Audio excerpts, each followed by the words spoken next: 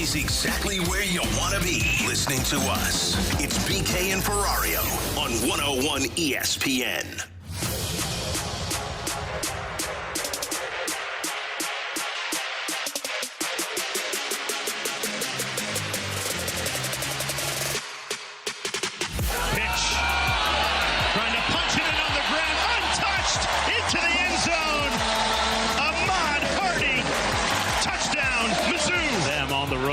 Top 25 Mizzou. Pressure coming.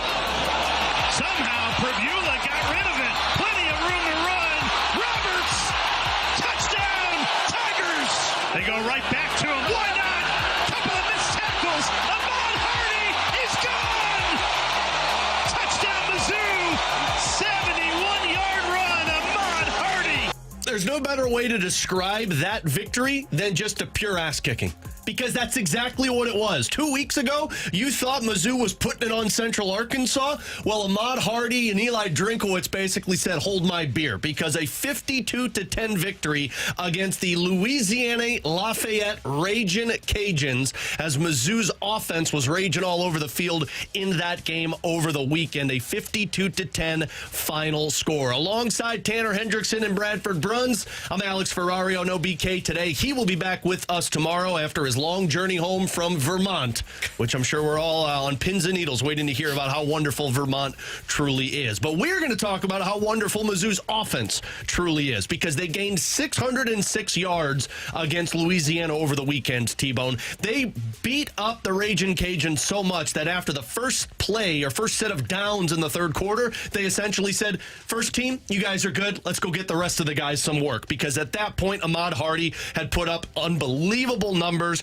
You had, what was it, a total of 38 points scored in that game. Lafayette had 10. The game was out of hand. That offense in total yards in the first three games under Drinkwitz, you had 1,252 in 2020, 1,541 in 2021, 1,267 yards in 22, 1,193 in 23, 1,447 in 24, and they have 1,761 yards so far through three games under Eli Drinkwitz. And T-Bone, all of us continue to watch it, and yes, they beat nobody, but they still put up a hell of a lot of points.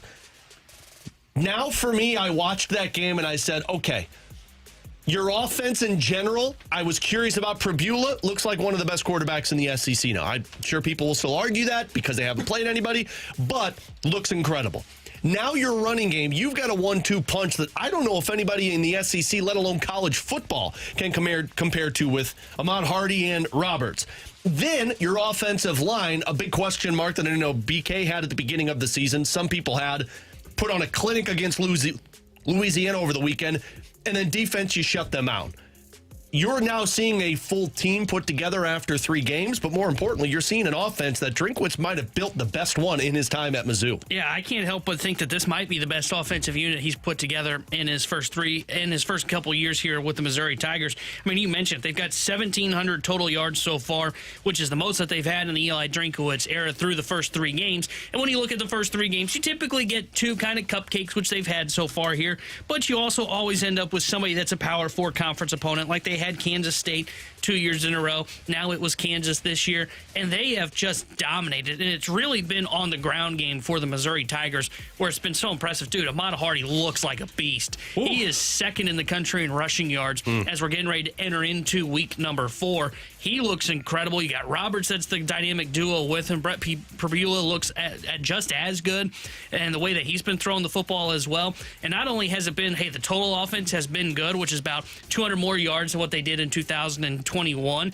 but you also look at their running game so far this season, and the running game through three games, 907 yards. The last time they were able to get 900-plus rushing yards in the first three games of a season goes back to 1998. So they have been really impressive on the ground. And look, yeah, did they blow out Louisiana? Were they supposed to blow out Louisiana? Yeah, but it's supposed to also look that dominant in that kind of fashion, and that's what I was so impressed by this week. And this offense looks unbelievable. Real quick, Bradford, just to put into context what Ahmad Hardy did with that one, because BK texted the group this earlier.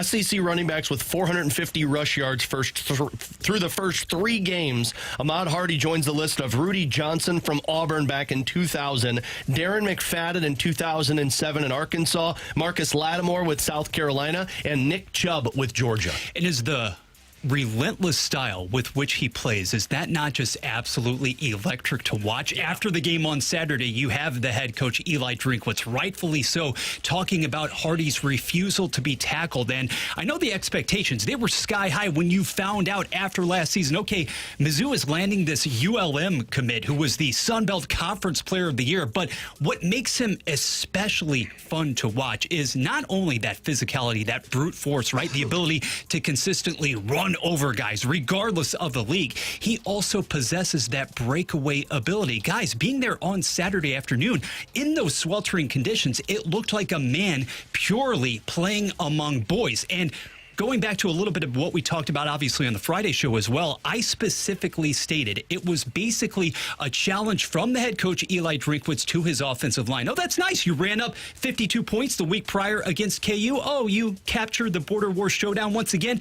Well, you still had some areas to improve in that area. You weren't exactly showing me everything you could as far as discipline and consistently not only protecting Perbula, but opening up some of those lanes. That wasn't a problem whatsoever because it was the manner in which you won this game. You dominated this game on Saturday because honestly, guys, aside from a brief lapse there late in the second quarter, that ill-fated interception, and then a collapse, basically a busted coverage instance there for the defense. This was as sharp as the offense as the team had looked at any point against FCS level, Central Arkansas, against Kansas. You dominated from start to finish. Alex, as you referenced early in the third quarter, basically go to the second and third stringers. Let's see some of the freshmen running back in Marquise Davis because you set the table to absolutely run roughshod over this team. You know, I was disappointed in myself because when we talked about on Friday what you're going to be watching for in a game that really didn't matter for Mizzou, and I took the defense, which we'll get to momentarily, but you know, Lynn Worthy had this piece over in the Post-Dispatch, which the more I watched that game, the more I agree with Lynn. I'm glad we saw the offensive line and the running game get all of that work because Bo Perbula was the question mark, and in the first two games of the season, albeit they didn't go up against a ranked opponent, Kansas was a pretty decent opponent, despite what some believe. You found out that the offense is good, and you found out your quarterback can carry. But in that game against Louisiana Lafayette, again, not a component that matters, or a opponent that matters. I'm on some Dayquil right now, as you can tell. My nose is a little stuffy, so I'm all over the place. You wanted to see what the running game could do. The question of does your offensive line continue to improve before the SEC play, that's really important if you're Drinkwitz. And it was very obvious in their gameplay. It was like, hey, we are going to hammer this team with our run game, and the offensive line is going to be the narrative. I know Hardy was shouting out the offensive line. They were opening up holes that just should not have been there. So that was something that was needed to be seen before you get into this SEC play. And man, Mizzou's in a good spot right now to have all of these answers going into the divisional play. Yeah, we'll see how it holds up when they get to the conference slate. But I don't know that I've got questions, at least about the running game, right? I still think it's fair to say, okay, how is this offensive line going to hold up in passing? Just because they haven't really been tested with that yet this year. Against Kansas, they held up pretty well. That's the one game you can look at and say, okay, they've held up in pass protection so far. Yeah. But, you know, everything that you're seeing right now, you're supposed to be passing with flying colors. We talked about this going into their first game of the season against Central Arkansas. When you go up against an FCS opponent and a non-Power 4 non-con opponent like Louisiana, like they will see in 2 weeks when they host the mighty Minutemen from UMass. Back-to-back years. The mighty Minutemen. These are games that you have to walk away not having major question marks, right? Like if you learn anything from these games, it's typically something that's bad. We didn't learn anything bad from this game against Louisiana. Everything was on point like you'd want to see. I guess their kicking game is one that I would circle as, hey, this could be a serious problem for them. But Ahmad Hardy, that guy's unbelievable. And whether it is the O-line, which did have a really good game this week and play well, he also had 167 yards after contact. This guy doesn't go down. And that's to Bradford's point of the way that he runs. Dude, he runs hard. He bulldozes through a couple of guys. He had a run where he took down like 4 Louisiana guys before he got dragged down. Like, he is a beast at that running back spot. An incredible find in the transfer portal. On the other side of that, let's talk about the defense, because both of us, T-Bone said, we want to see what this defense looks like against a team that, again, is not at the same competition level as you, but still, you can only learn bad things in this scenario. Well, you learned that the defense is in good shape. They gave up 5 passing yards in that game. 5 passing yards in a college football game was given up. That is insane to me. You expect that against a team with the option like Army or Navy. Yeah, I didn't expect something like this, but that's what Mizzou's defense did.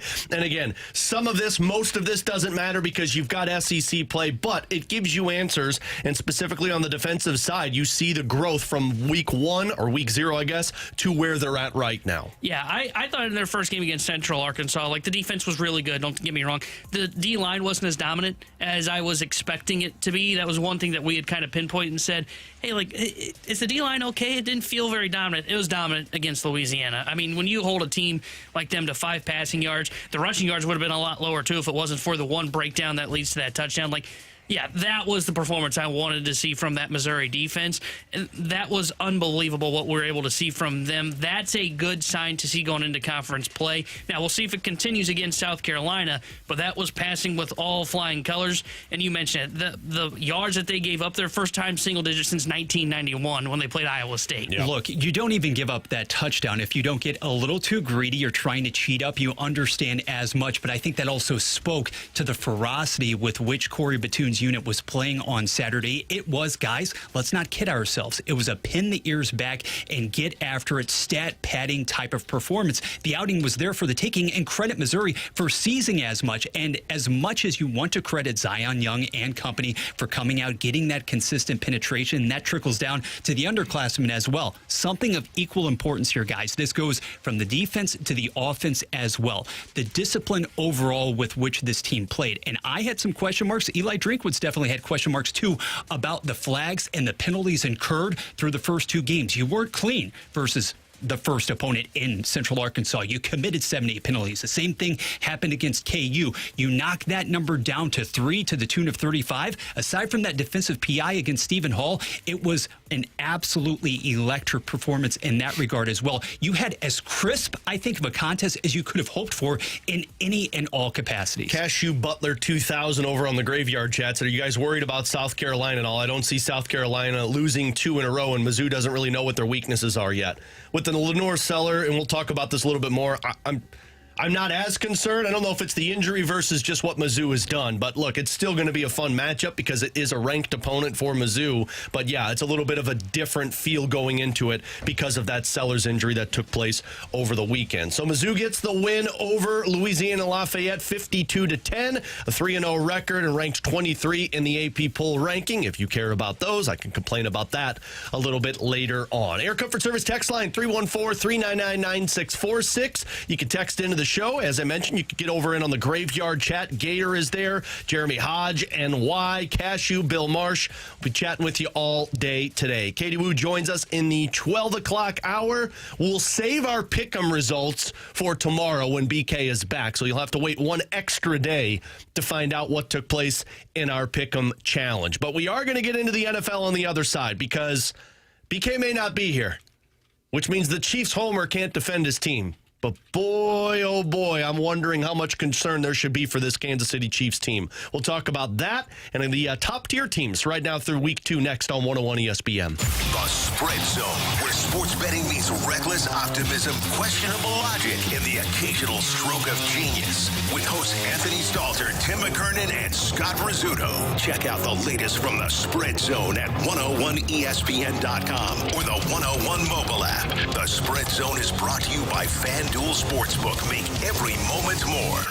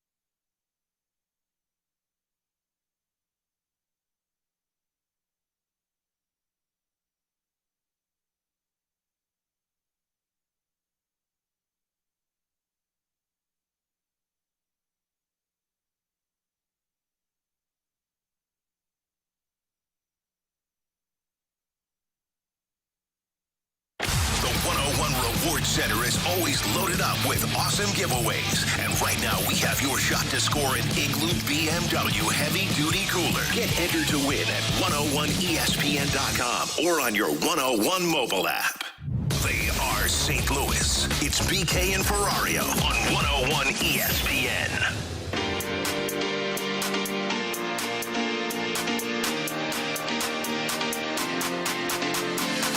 There's Barkley, right side, sprinting through the hole. Saquon Barkley is in. Touchdown, Philadelphia. Blitz, Mahomes over the middle. Kelsey. Oh, it's picked off. It's Makuba who's got it. And room to run. One man to beat. Oh, and he's taken out.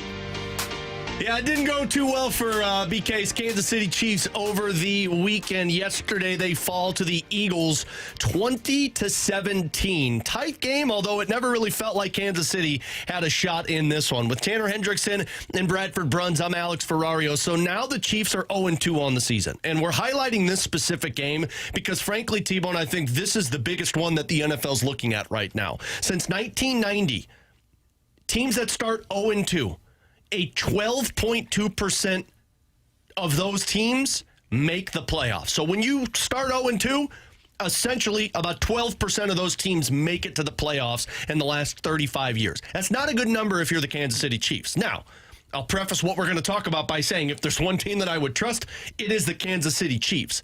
But right now, I'm curious where you guys lie because it feels there needs to be more concern with the Chiefs.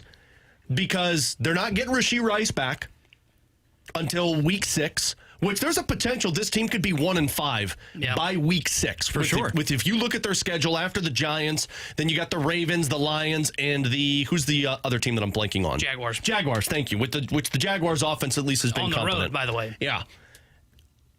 I was listening to the halftime show last night during Sunday Night Football, and they were talking about how the concerning part for the Chiefs is them digging into their bag of tricks like they used to do is not the same result. Travis Kelce is not what he used to be. You don't have those offensive playmakers like Tyreek Hill or even Rashee Rice is, and the running game is non-existent. And your defense has been underwhelming, although it looked a little bit better against Philadelphia than what it did in week 1. I mean, there is legit concern right now with the exception of Patrick Mahomes. And Bradford, you brought up the point in the office. When he's running the ball like he had to last week, 1, that tells you they have no other options. And 2, makes you a little concerned for his injury or his health status for the entirety of the season. They look awful through the first 2 games. And look, like some of this is, Rashee Rice is out. And yes, Worthy got hurt when Kelsey ran into him, which Kelsey, by the way, 0 for 2 so far this year. 1 takes out Worthy, Buddy, their best wide receiver with Rice out, and then 2 drops that pass in the end zone yesterday and leads to an interception. But man, they do not look good, and I still would bet on if 12% of teams that start 0-2 since 1990 make the playoffs, I would still bet that they can find a way in. I'm losing some faith on that. Watching them play. I mean, you mentioned their running game. It's bad when Patrick Mahomes leads you in rushing 2 games in a row, excuse me. And Pacheco doesn't look good. Kareem Hunt doesn't look good. They can't seem to win at the line of scrimmage right now. Their pass blocking's not great. And when you don't have great pass blocking and your weapons just aren't great getting down the field, you don't have a prime Travis Kelce to get open while Rice is out. And the defense, look, at least the defense took a step forward. They looked pretty good in that contest yesterday against the Philadelphia Eagles. And they were a question mark coming off that Chargers game.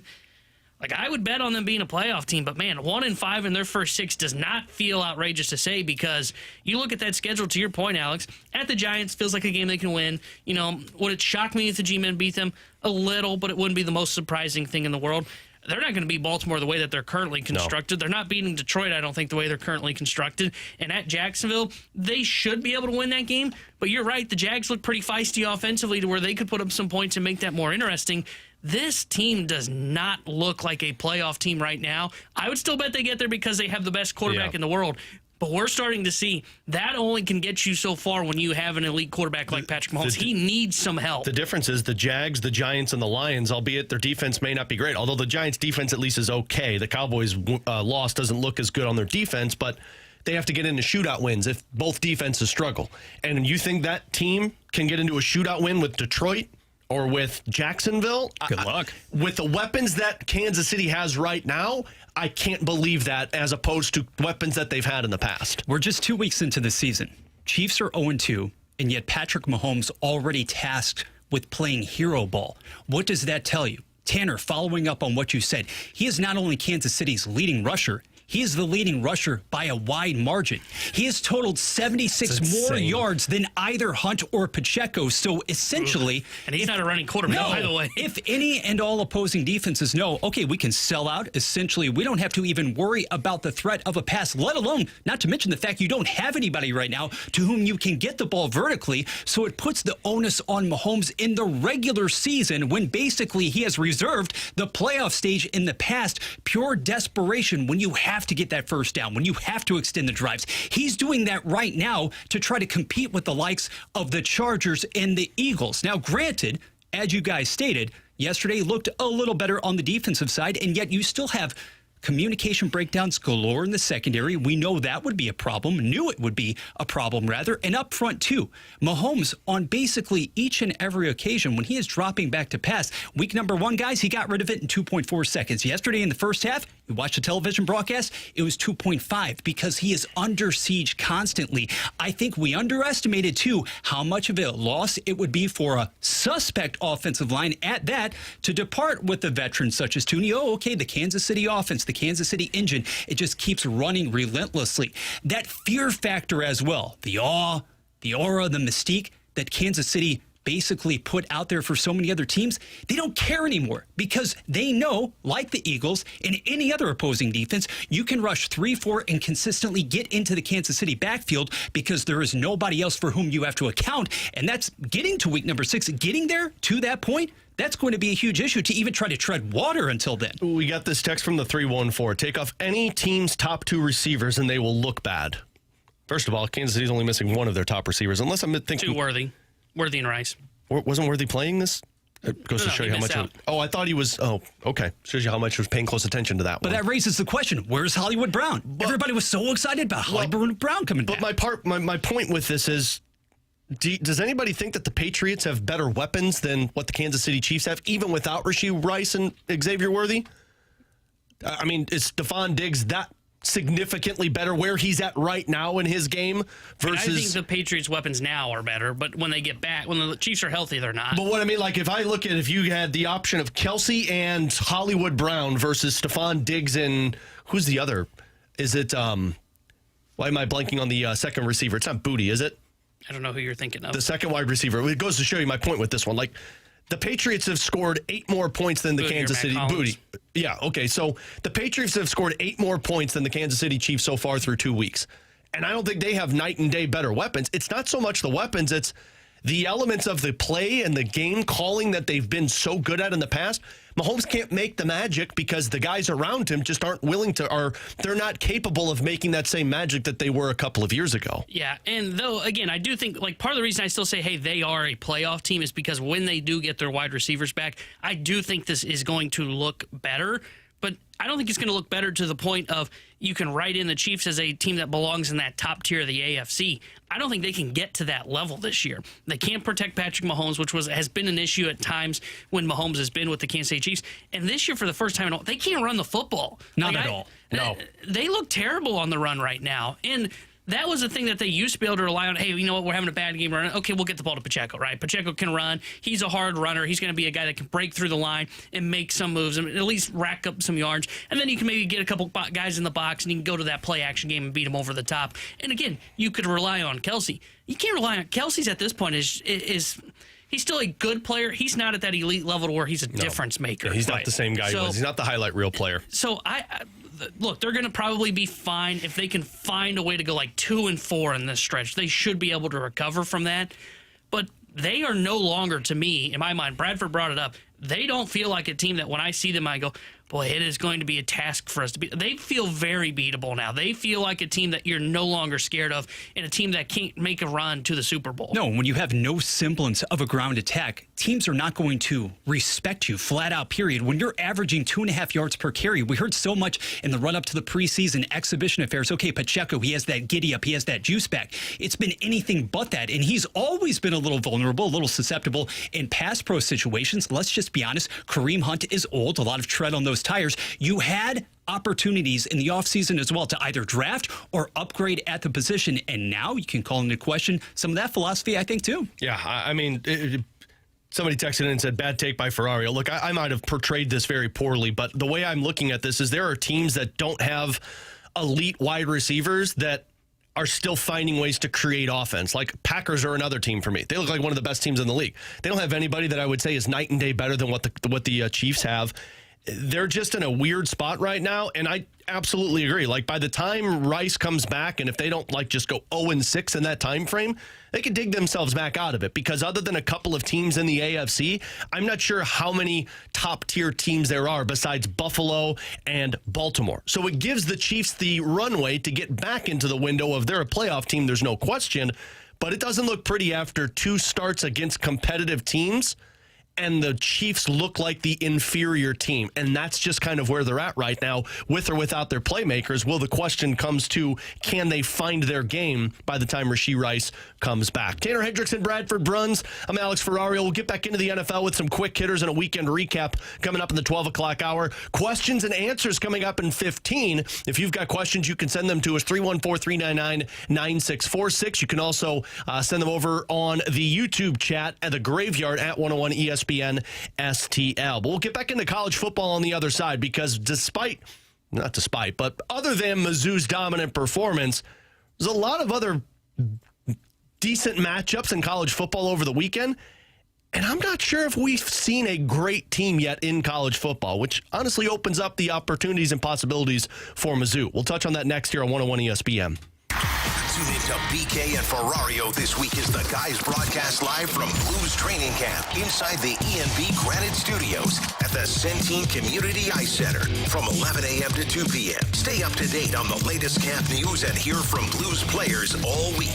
Our Blues Training Camp coverage is brought to you by Bud Light, Skimmer's Original Vodka Iced Tea, and E&B Granite, Bernie Federko's only choice for granite countertops, cabinets, and flooring. Learn more at 101ESPN.com.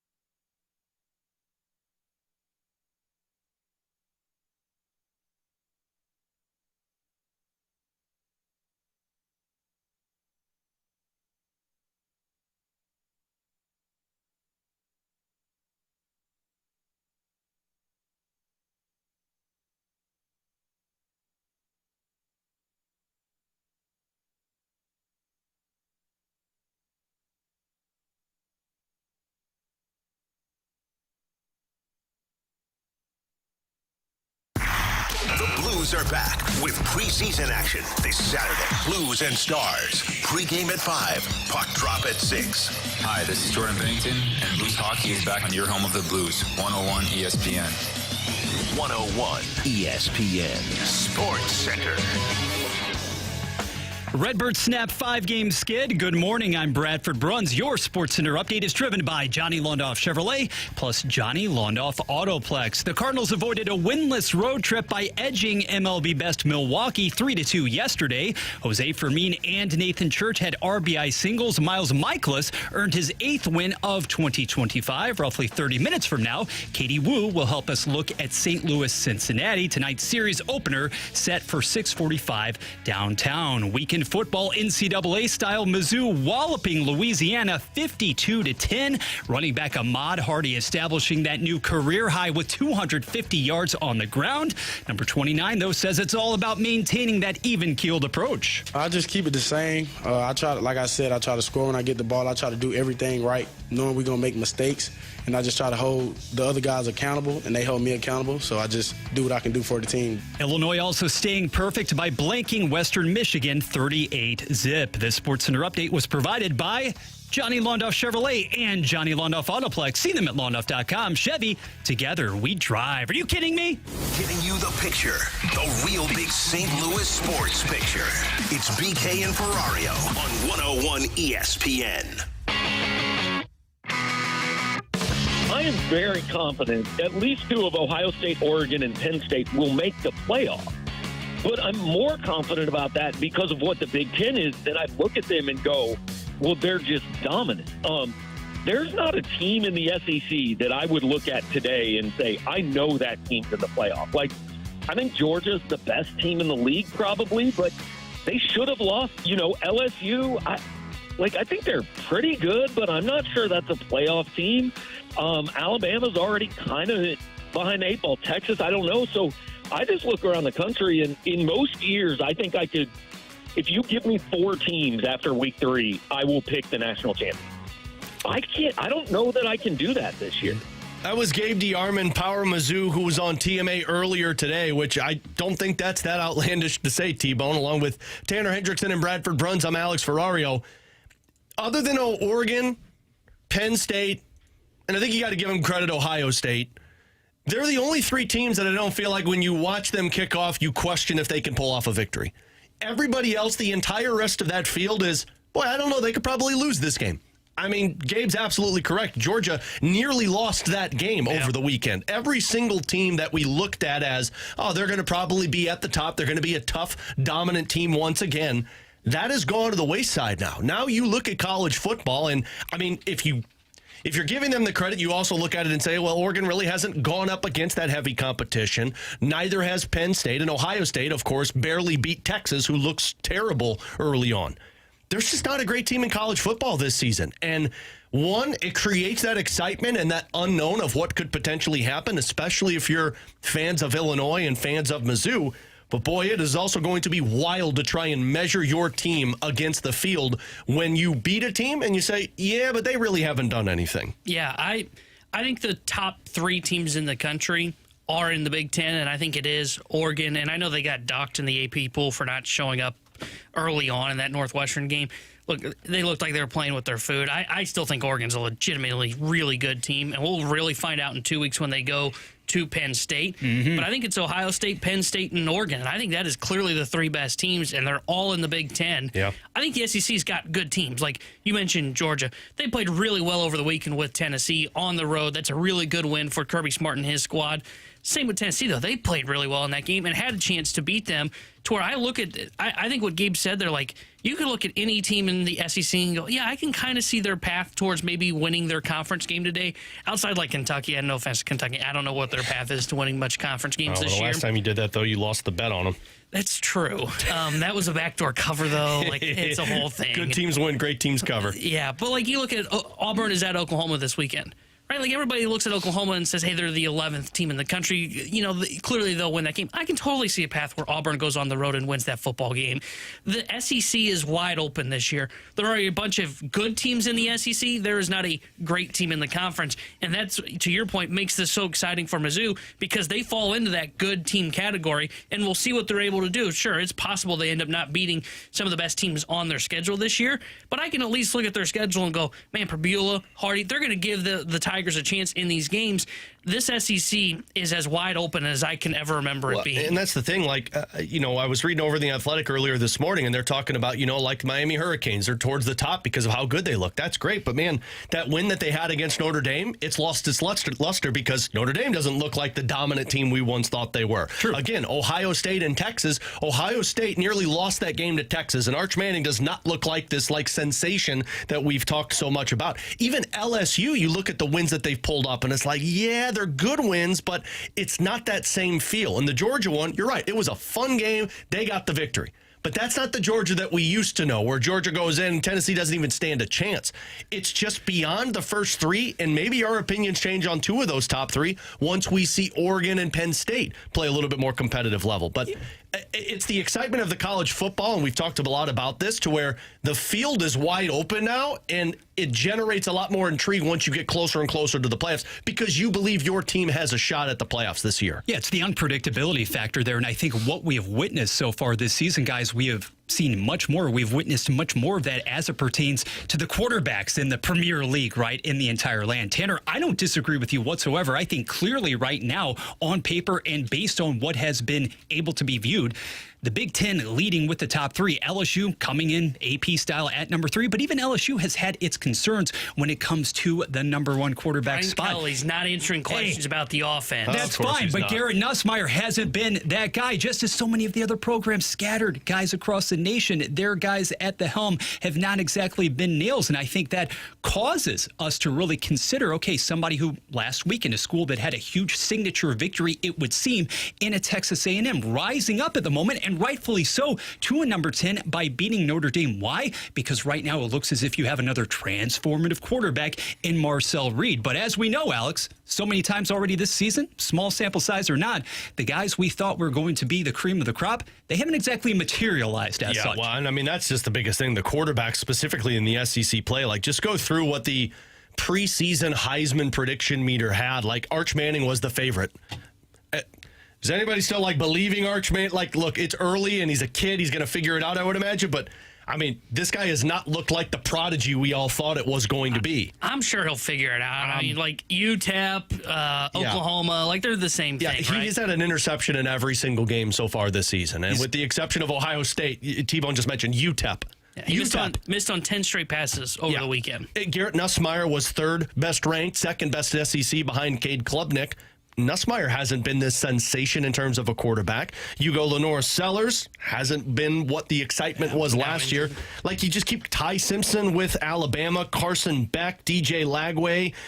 I mean, Gunnar Stockton. The teams that you look at right now, whether it's Georgia, Tennessee, I know a lot of people have brought up Vanderbilt. I think the best SEC quarterback in all this is Mateer from Oklahoma. And he was what on this list? I had to keep going down. He was 13th on this list of Heisman favorites to start the season. He's been can't miss. Yeah, the prediction meter or the hype meter for some of these SEC quarterbacks, we were wrong on all of these. Yeah, well, I mean, we came into the year really excited about what the middle of the SEC would look like, not because of the rosters, but the quarterbacks, right? Yeah. DJ Lagway, Sellers, to your point, and Lagway was awful in that game. 5 interceptions against the LSU Tigers.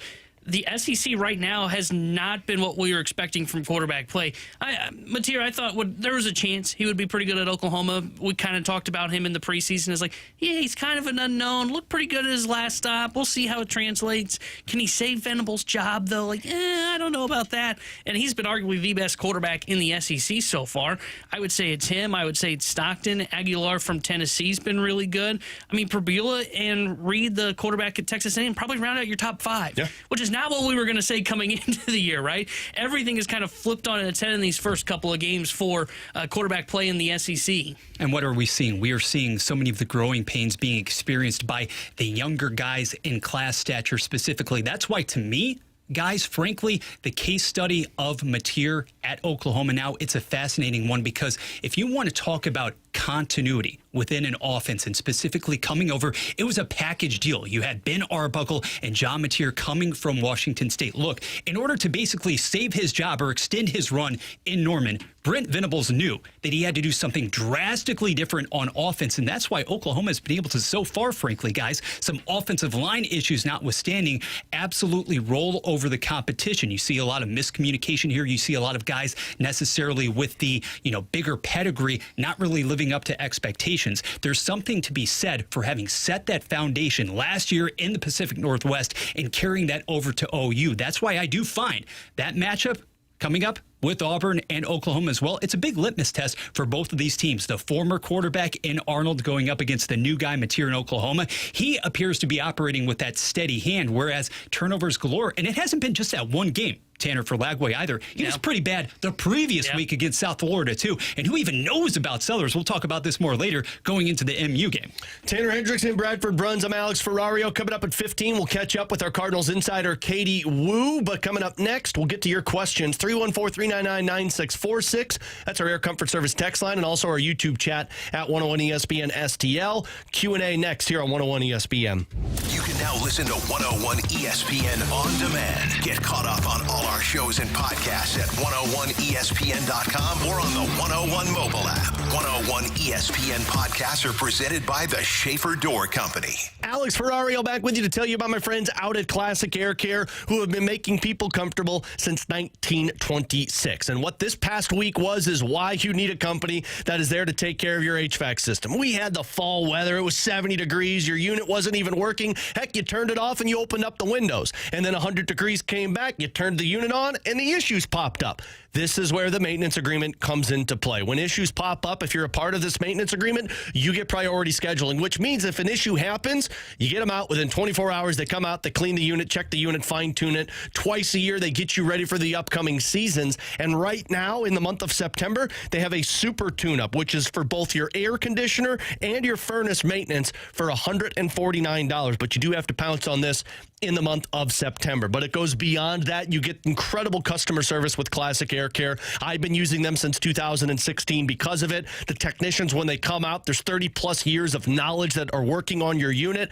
You get the satisfaction that your unit is being taken care of with Classic Air Care. So call them today, schedule online. Just do me a favor and tell them Alex Ferrario sent you at Classic Air Care and ClassicAirCare.com.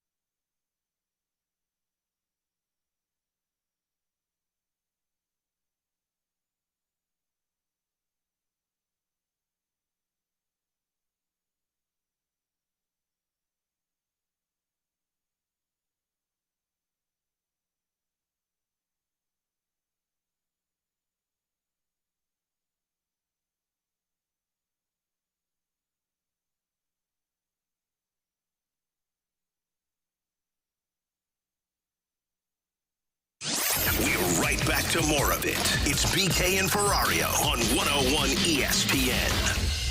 You've got questions, we may have the answers. Maybe. It's BK and Ferrario's Questions and Answers on 101 ESPN.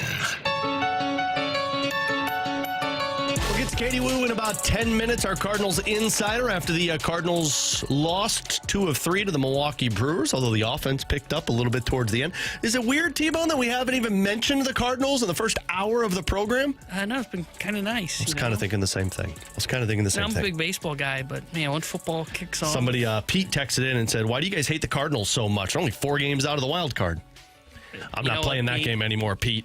Pete, I hope they make the playoffs for you, my friend. And the text always is followed up with back in 2011, ... And it's like, geez, every single time. Anyway. They had an Albert, a Berkman, a Holiday. Carpenter. If you can name 3 guys, Yeah. you can name Chris Carter. You can name 4 guys that equal that. All right, I'll listen, but good luck. We'll pay close attention to that one. But let's get to this one, though, from the 314. All right, Alex, who stood out to you from the Blues prospect over the weekend at the tournament? Sorry, got to get to Blues before we get to Cardinals. We'll get more into this in the 1 o'clock hour, but look, it's hard to sit here and get excited about a prospect tournament because these guys aren't even going up against NHL-esque players. They're going up against other prospects. But I do think it was a good measuring test for the Blues players because you're going up against some highly touted prospects. I mean, 2 potential Calder Trophy winners for the Calder Trophy winners. Yeah, the Rookie of the Year with the Chicago Blackhawks and 1 with the Minnesota Wild all defensemen. I thought all of their first-round picks stood out. Specifically, Carbonneau looks like he could compete for a spot at the camp. I mean, he was one of the best players on the ice, better than most of the teams. Dvorsky's offense is there. Stenberg looks like a sneaky good pick by the Blues, and Adam Juracek's got a shot. So I'm not going to sit here and act as if they found a ton of diamonds in the rough or, they're going to have these like Hall of Fame-esque players. They've got talent in their system, though, and that was my biggest takeaway from the prospect camp. And you find out now once they get into actual training camp and go from there. Yeah, and it's good to hear because the thing for me when you go to these prospect camps is you want your top prospects to look above the competition, right? Because if you have a Dvorsky that struggles, you have a Juracek that struggles, it's one of those things where really the only thing you can find out is bad answers. And the fact that they had most of their first-round picks, to Alex's point, stand out in this tournament is a really good sign. And now I'm going to be fascinated to see what Carbonneau looks like in camp because they seem very excited about him. And Juracek will be fun to kind of monitor as the year goes on because Tim Taylor told us on Thursday that he added like 20 pounds of muscle in the offseason. He's big. He took a slap shot that just found the back of the net. It was scary good. So they've got a lot of guys in their system that I know Blues fans are going to be excited for this weekend. And again, we'll get more into the Blues coming up in the 1 o'clock hour. This one from the 314. Who is your biggest disappointment in college football so far? Clemson, Kansas State, Notre Dame, or anybody else? To me, I think it has to be Clemson, right? I mean, Clemson had all of the hype. Now, I know Notre Dame did as well because you're coming off of a college football potential championship last year. But, man, like, Clemson's quarterback was like second favorite to win the Heisman, and you just lost a game that I think nobody expected you to lose. So mine would be Clemson. Yeah, I think I would agree.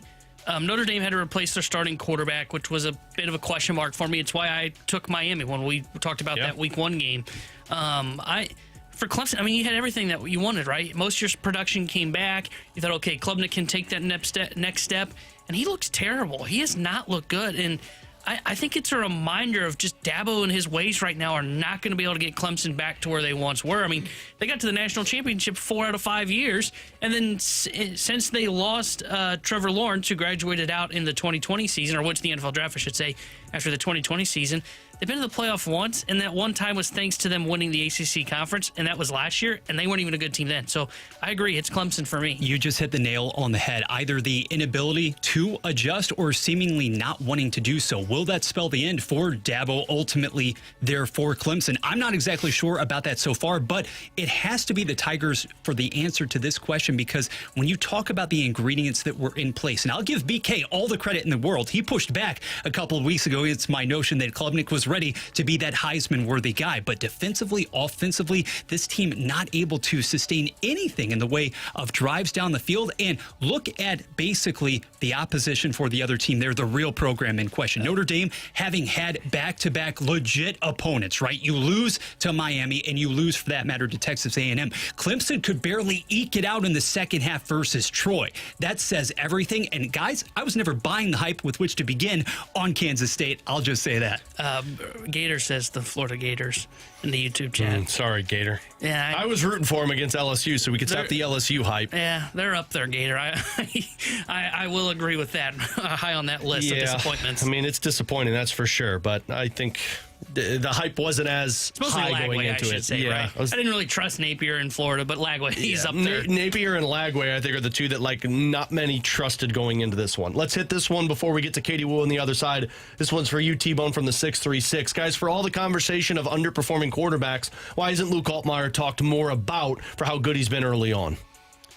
Yeah, I think it's just because Luke Altmaier doesn't make a big play, right? Luke Altmaier's been very good, but it's nothing that is sexy when you watch him play, right? He's not beating defenses significantly up over the top. He's just making all the smart, right reads. They're running a quick slant to Beatty on 3rd and 5. Boom, he's going to hit that guy and get them a first down. He's a very good quarterback, and he's up there in terms of the top quarterbacks in the Big Ten. He just doesn't do anything at an extremely high level to where he really stands out when you're watching him. When Brady Cook was at his best, it feels eerily reminiscent of what you saw for Cook during 100%. His best play. Yeah. Real quick, somebody said, Alex, are you seriously that high on Yurichek and Stenberg? I think when you look back 10 years from now, 5 years from now, when they do the redrafts that we always see, I think you're going to see Stenberg top half of that draft when they do a mock draft, and I think you're going to see Yurichek as a top 10 player. That's how good I think these guys can be. And look, I'm talking about a 19-year-old and a 20-year-old. One guy who played 38 games in the AHL and another one who hadn't even touched minor league hockey yet. But watching the way that they played the ice and saw the ice, I think that they were overlooked in the draft, which could be a good thing for the Blues if they continue that type of success. Again, we'll get more into the Blues coming up in the 1 o'clock hour. Coming up in 15, we'll get back into the NFL with our weekend wrap-up. But coming up next, let's catch up with Katie Wu, our Cardinals insider for The Athletic. She joins us on BK and Ferrario on 101 ESPN. 101 ESPN has your chance to win free tickets to see Lainey Wilson. Hey, it's Lainey Wilson. On October 16th at Hollywood Casino Amphitheater. Find all the ticket details and find that chance to win free tickets for Lainey Wilson right now at either 101ESPN.com or on your 101 mobile app, powered by Dobbs Tire and Auto Centers.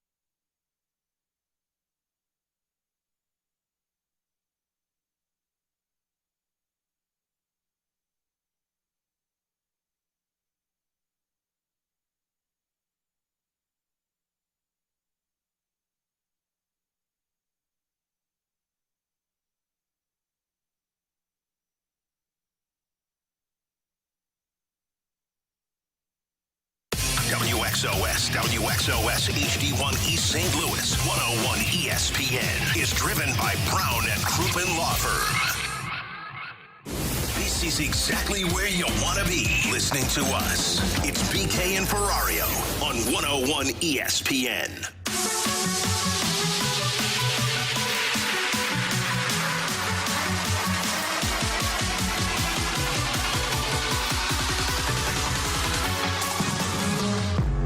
Alongside Tanner Hendrickson, Bradford Bruns, I'm Alex Ferrario. BK and Ferrario here on 101 ESPN as we head now to our Callier and Thompson hotline to catch up with our good friend and Cardinals insider for The Athletic after a series loss for the Cardinals over the weekend against the Milwaukee Brewers. Katie Wu joins us now here on BK and Ferrario. And Katie, the text line has made it very clear to us. I don't understand why we keep overlooking the Cardinals, who are only 4 games out of a wild card spot right now in the National League. Oh, is the text line being serious? Because we can break that down. You know what, Katie? I've always struggled, even dating back to high school, of interpreting texts of sarcasm versus real. But I think this is real. Could be wrong.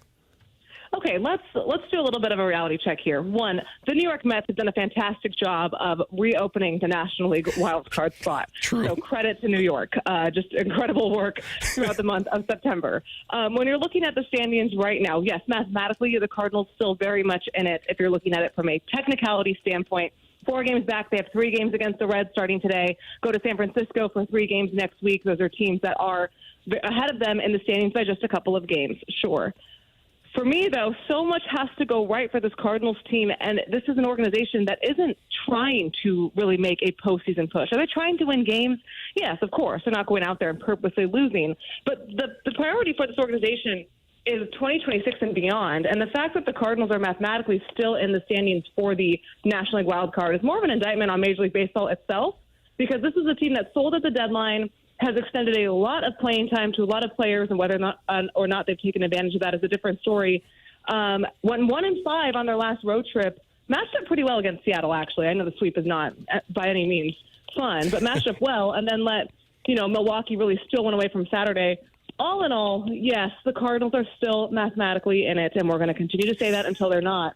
But this is not an organization that's pushing for the wild card spot, okay? The priority 26, 27, 28, and beyond. This is what we need the reality check for. This is why we love Katie Wu here. I tried to tell him, Katie, but we always do. They told me that 2011 happened, and I said, well, I couldn't find a Pujols, a Holiday, or a Berkman on this or team, Chris Carpenter. So, but speaking of looking ahead to the future for the Cardinals, Katie, I want to talk about Nolan Gorman.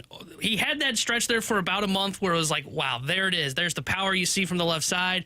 Looked like a guy that might be playing his way into what the plans could be looking forward for the Cardinals. And now over the last month, he's struggling once again. He's striking out 45% of the time and has a 625 OPS since August 15th.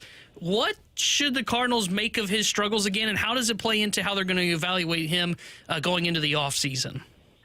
I know, and it's a fair question. And honestly, Tanner, I had the exact same emotions as you did. I really thought after the All-Star break coming into the second half that Gorman had turned the corner. And then, as you pointed out, over the last month of play, we're seeing the exact same habits that he was trying to break last year. There's always going to be swing and miss in Nolan Gorman's game, and that's something that both him and the team have accepted. That's the trade-off when you have such power from the left side. It can't be a 40% strikeout rate like it was last year and like it has been the last month. That just can't happen. That trade-off just does not work. I think the Nolan Gorman problem, whether it's offensively and trying to figure out a way for him to make a little bit more contact, or defensively figuring out where his long-term position is kind of a microcosm of the Cardinals season right now. The 2025 season was designated to find out answers for 26 Chaim Bloom, pick whatever you want, right? The whole point of the season was to find out about these players and answer questions about the future. Here we are with 2 weeks left of this season, and I think the organization has more questions than answers compared to where they did in February. And Nolan Gorman is one of those players. What can you expect from him? At this point in his career, he's at over 1,300 plate appearances. So that's more than enough of a substantial sample size to know what kind of hitter he is. Is he young enough where you can continue to work with him and continue to develop him? Yes, of course. And that's going to be the focus for the Cardinals next season. But you have an entire roster where that's the case. And again, as we look towards what this roster could look like in 26, I expect some turnover at least. But there are still so many questions about so many players. Nolan Gorman, for me, Jordan Walker, the top two at that list, and go figure who was identified as the two players that the organization needed to figure out at the beginning of the season. Maybe the same. Who's to say? Katie, you mentioned, they may have more questions than answers, even though we've gone through a whole season of runway. Does that mean 2025 ended up just becoming a waste of a season for the St. Louis Cardinals? I think that's it's an easy way to look at that, but I don't think it's necessarily fair because there are questions being answered, right? Like you know that Alec Burleson is someone that can be a key to your team. You're not building around Alec Burleson by any means, but he'd go out there and he'd contribute on a winning team, and that's someone that you want to keep around because you're going to need it. Ivan Herrera has the bat to play in the major leagues for a while now. Of course, there's always going to be questions about where he's going to play defensively, which goes back to our earlier point, but I think, if anything, at least Chaim Bloom and the new front office have seen a year of this, and they can evaluate when to cut runway short, right? And this has been a frustrating thing, I think, for the organization and media and fans alike. The front office that is ultimately in charge of evaluating these players and saying, hey, this is good enough for us, this is not, we can fix this, we can't, here's your role. That's Chaim Bloom, Rob Cerfolio, Larry Day, it's those guys. The person in charge, the front office in charge of having, their statement of the team, the messaging, is John Mozeliak. And he's not evaluating these players anymore. He's done at the end of the season, right? So it's so hard to figure out what exactly the organization has seen and who they like, who they want to build around, because the front office that's making those decisions hasn't yet taken over yet. We are ultimately forced to go to the coaching staff, and their job is to evaluate on-field performance, not further down the road. So it's just kind of a bunch of mixed messaging, which I guess is the actual theme of the 2025 season. If we really think about it, maybe that's how we define the year. It's a mixed message kind of year. Well, see, Katie, for me, and again, we're talking with our Cardinals insider, Katie Woo of The Athletic. You can follow her on Twitter at Katie J. Woo. Katie, the question for me isn't the, what's the runway look like or did they get answers on these players? It's how are they going to move these players? Because if you decide that Nolan Gorman's not it, or if you decide Jordan Walker's not it, or even a Lars Nootbaar, Brendan Donovan, that's great that you came to the decision, but the real test is going to be what you get in return, because that's evaluating the talent identification from the Cardinals, which they've struggled with in the past, but it also is setting you back a couple of years because these guys were supposed to be the ones that pulled you out of this retool that you thought you were in, and if you have to move them and don't get something significant back in return, well, now you're just even further into this rebuild that we've been talking about. Yeah, you're spot on all of this. And that's why the ownership and the front office in 2024 at the end of season press conference that went super well for everyone really didn't put a timeline on it because there's no way to tell how long this is going to take. And there was some hope, and I get it at the beginning of the year, that this group right now would hit the ground running. Now, did this organization think every single person was going to have a career year? No, at least I hope not. But I certainly thought they'd see more out of their players than this, and I think they thought that as well. The idea was if these players at this young core that they've identified could find early success and build something, they could expedite this rebuild. It's looking now like this is going to be more of a traditional rebuild, not necessarily tear the roster down to the studs, but try to move your assets now and rebuild the farm system, which is exactly what Chaim Bloom has been trying to do as he's audited the last 2 years, and we know how the Cardinals player development system looks at the moment. Now, in terms of moving these guys, you're right about the player acquisition model. It has not been good for the Cardinals. You think about the players that they've traded and the players they've gotten in return. You can make the argument they've held on to guys like Tyler O'Neill for too long, Jack Flaherty for too long, Dylan Carlson for too long. I won't argue with any of that. And who they've gotten in return? Not exactly franchise-changing players. But what is super important for the Cardinals to do now is recognize if they're going to move some guys, they don't really have a lot of options currently in their minor league system at the higher levels, AAA or AA, that are super exciting. They certainly don't have that at the pitching part. Like, we know that. We've talked about it all season. But let's look at the outfield. The Cardinals have a lot of left-handed hitting outfielders currently on their roster. But when you look at what's going on in Memphis, is there anyone there that super excites you about their future? Not really. And that goes down throughout the entire, basically every position that's not first base or middle infield. So when the Cardinals look at their ultimate timeline, it's not just the major league roster they're rebuilding. They're rebuilding their entire organization. You add into all of the unknowns about a lockout in 2027. I actually think it's really unfair to put a timeline on this rebuild because there is so much that they need to address. Because right now, if we're evaluating this current core of this team, there's a lot of work to be done with them as well. So it's not like this is something where you can come out in 2026 and say, hey, we're contending again. Well, and here's the other thing too, Katie, because I know general managers, whether it's in hockey or baseball, they always say, you're not going to make a trade for trade's sake. We're going to make a trade that makes sense for our team, which I totally understand. But to your point, the Cardinals aren't in a position to try and make a trade that betters the Major League Baseball squad. They're kind of in a position where they're making a trade of moving guys away from the Major League roster that aren't going to be something for the team in the future for something that actually might turn into a piece for the future, which is why on paper in the offseason, you might look at it and say, well, that was a dumb trade. You trade this guy for a minor leaguer. That might be the path they need to go because their minor league system is just in shambles right now. And that's exactly what I mean when I'm saying you're looking at a more traditional rebuild. I think even when the Cardinals were trying to, like this 2024 is a good example, they knew that this player development system was fractured and they needed to adjust it. That's why they hired Chaim Bloom in 2023 before the season started. But they still wanted to address the Major League clubs, so they got Kyle Gibson and they got Lance Lynn, and those were actually very serviceable pickups, as we know. And they tried to, augment the Major League roster on the margins, right? They weren't going all in and being competitive, but they weren't necessarily rebuilding. This year, well, they didn't really do anything. That's fine. And they pledged their whole success on their use of the team. And I get it. I understand what they were trying to do. It didn't work to the extent that they hoped so in terms of player success. But you are right. When you look at the minor league system and there's just not a lot of talent coming up, that's why when the Cardinals traded Bill Maton, Ryan Helsley, Steven Matz, they got best available. This was not like 2023 when they traded Flaherty, Jordan Hicks, go down the list there, to get players that were, if you remember, they wanted pitching, which I think should be a shirt. And they wanted AAA or close to Major League ready pitching talent because they wanted to expedite what they were lacking in the major leagues. That was not the case at this trade deadline. They were looking for your best overall prospects. That's why you got a bunch of guys in high A, so you can actually start to rebuild through the minor league system. Look, Katie, one player I did want to ask you about, my final question, is Victor Scott. Victor Scott, since coming back from the IL, has a 383 OPS. His on-base is higher than his slugging percentage on the year. And since Wilson Contreras' suspension ended, there's been just 6 games, but Scott, Church, and Walker are all part of a kind of three-way kind of rotation right now. How are the Cardinals looking at Victor Scott's season and kind of viewing center field going into the offseason?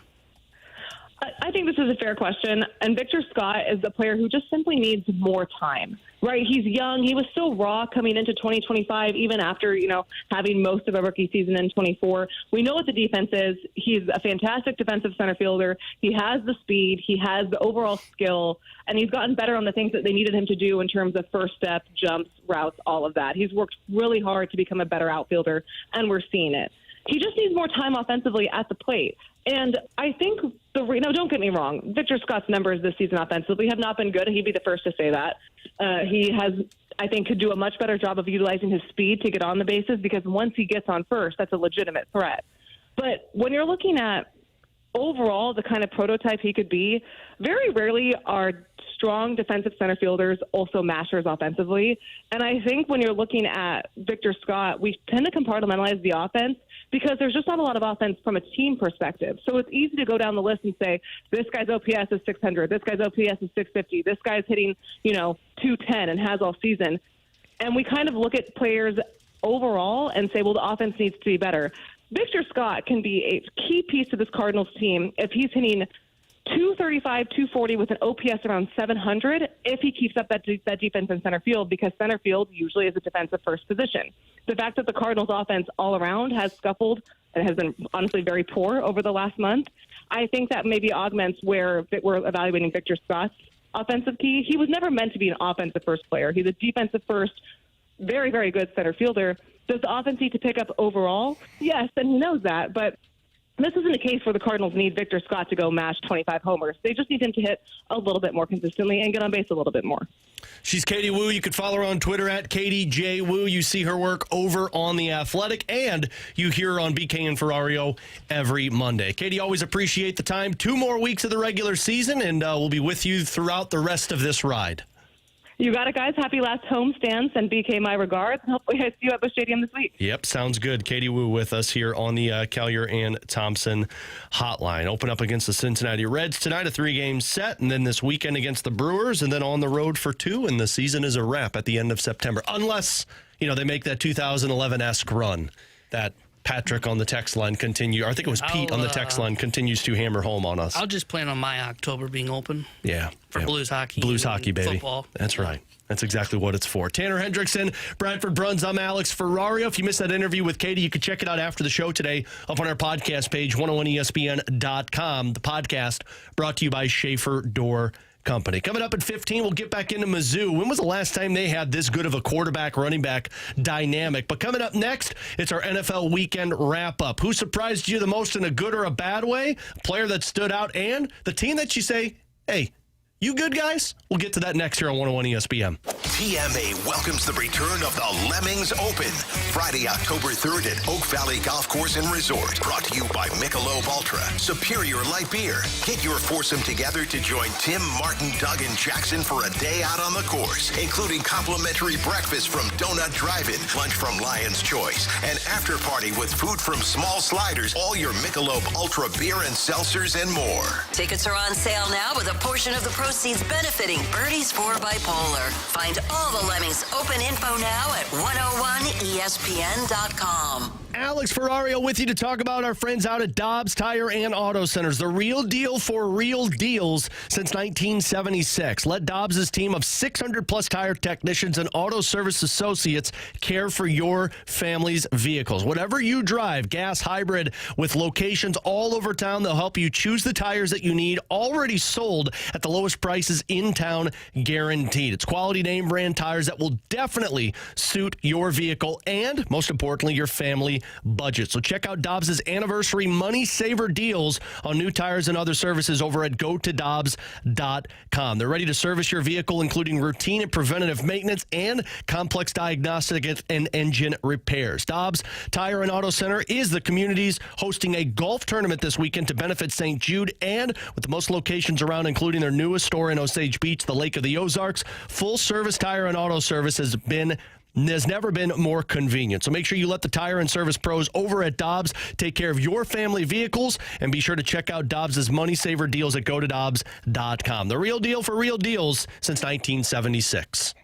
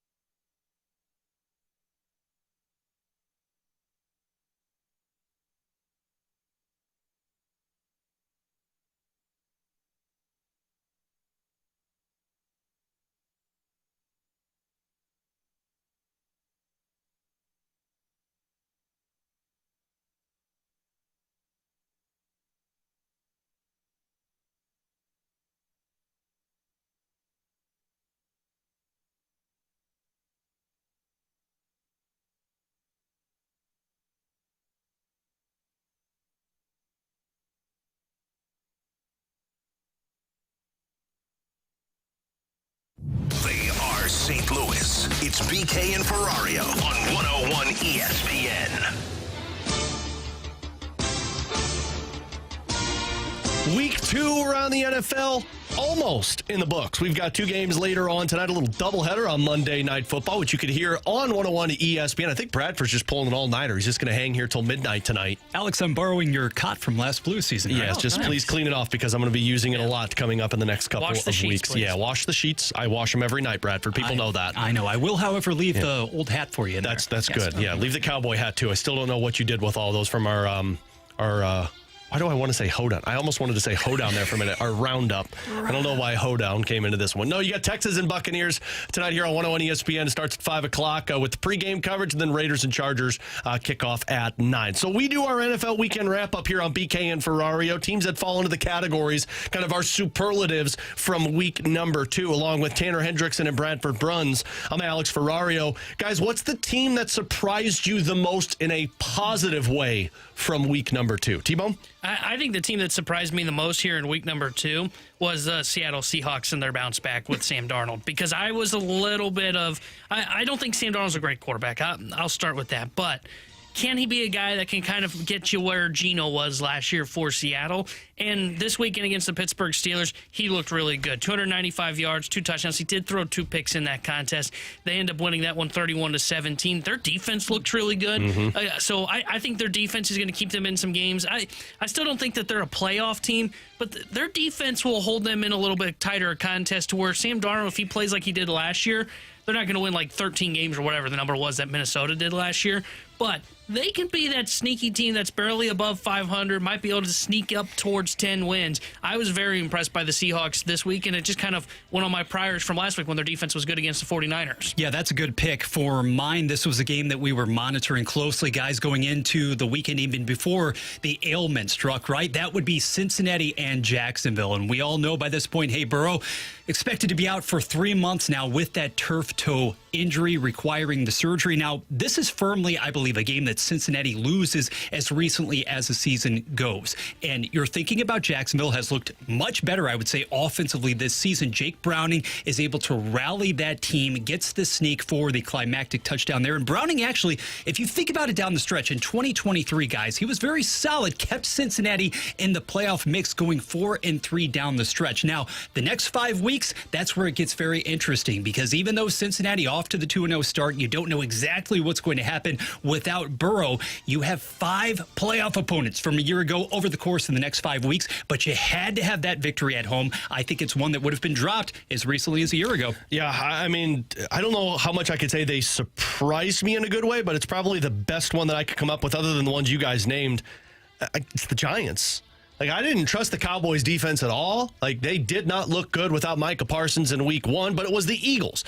But look, I've talked a lot of ish about Russell Wilson. I've just kind of been done with that. You can't deny 450 throwing yards. Plus, I think the playmaking ability of Malik Neighbors showcased what the Giants could potentially do. Do I think they're going to be a playoff team? Absolutely not. But their offense is at least a little bit more exciting than what I originally thought. So it puts the surprise factor into this one more so than what I thought. I thought this team was just probably going to go winless again. But you've got the playmaking ability and you've got some defensive playmakers for the Giants as well. So on the other side, what's the team that surprised you in a bad way? I'll start this one off, guys, because it's the team that I am just completely done with now. Oh, is it who we're thinking? Am I thinking the same one here? I don't know.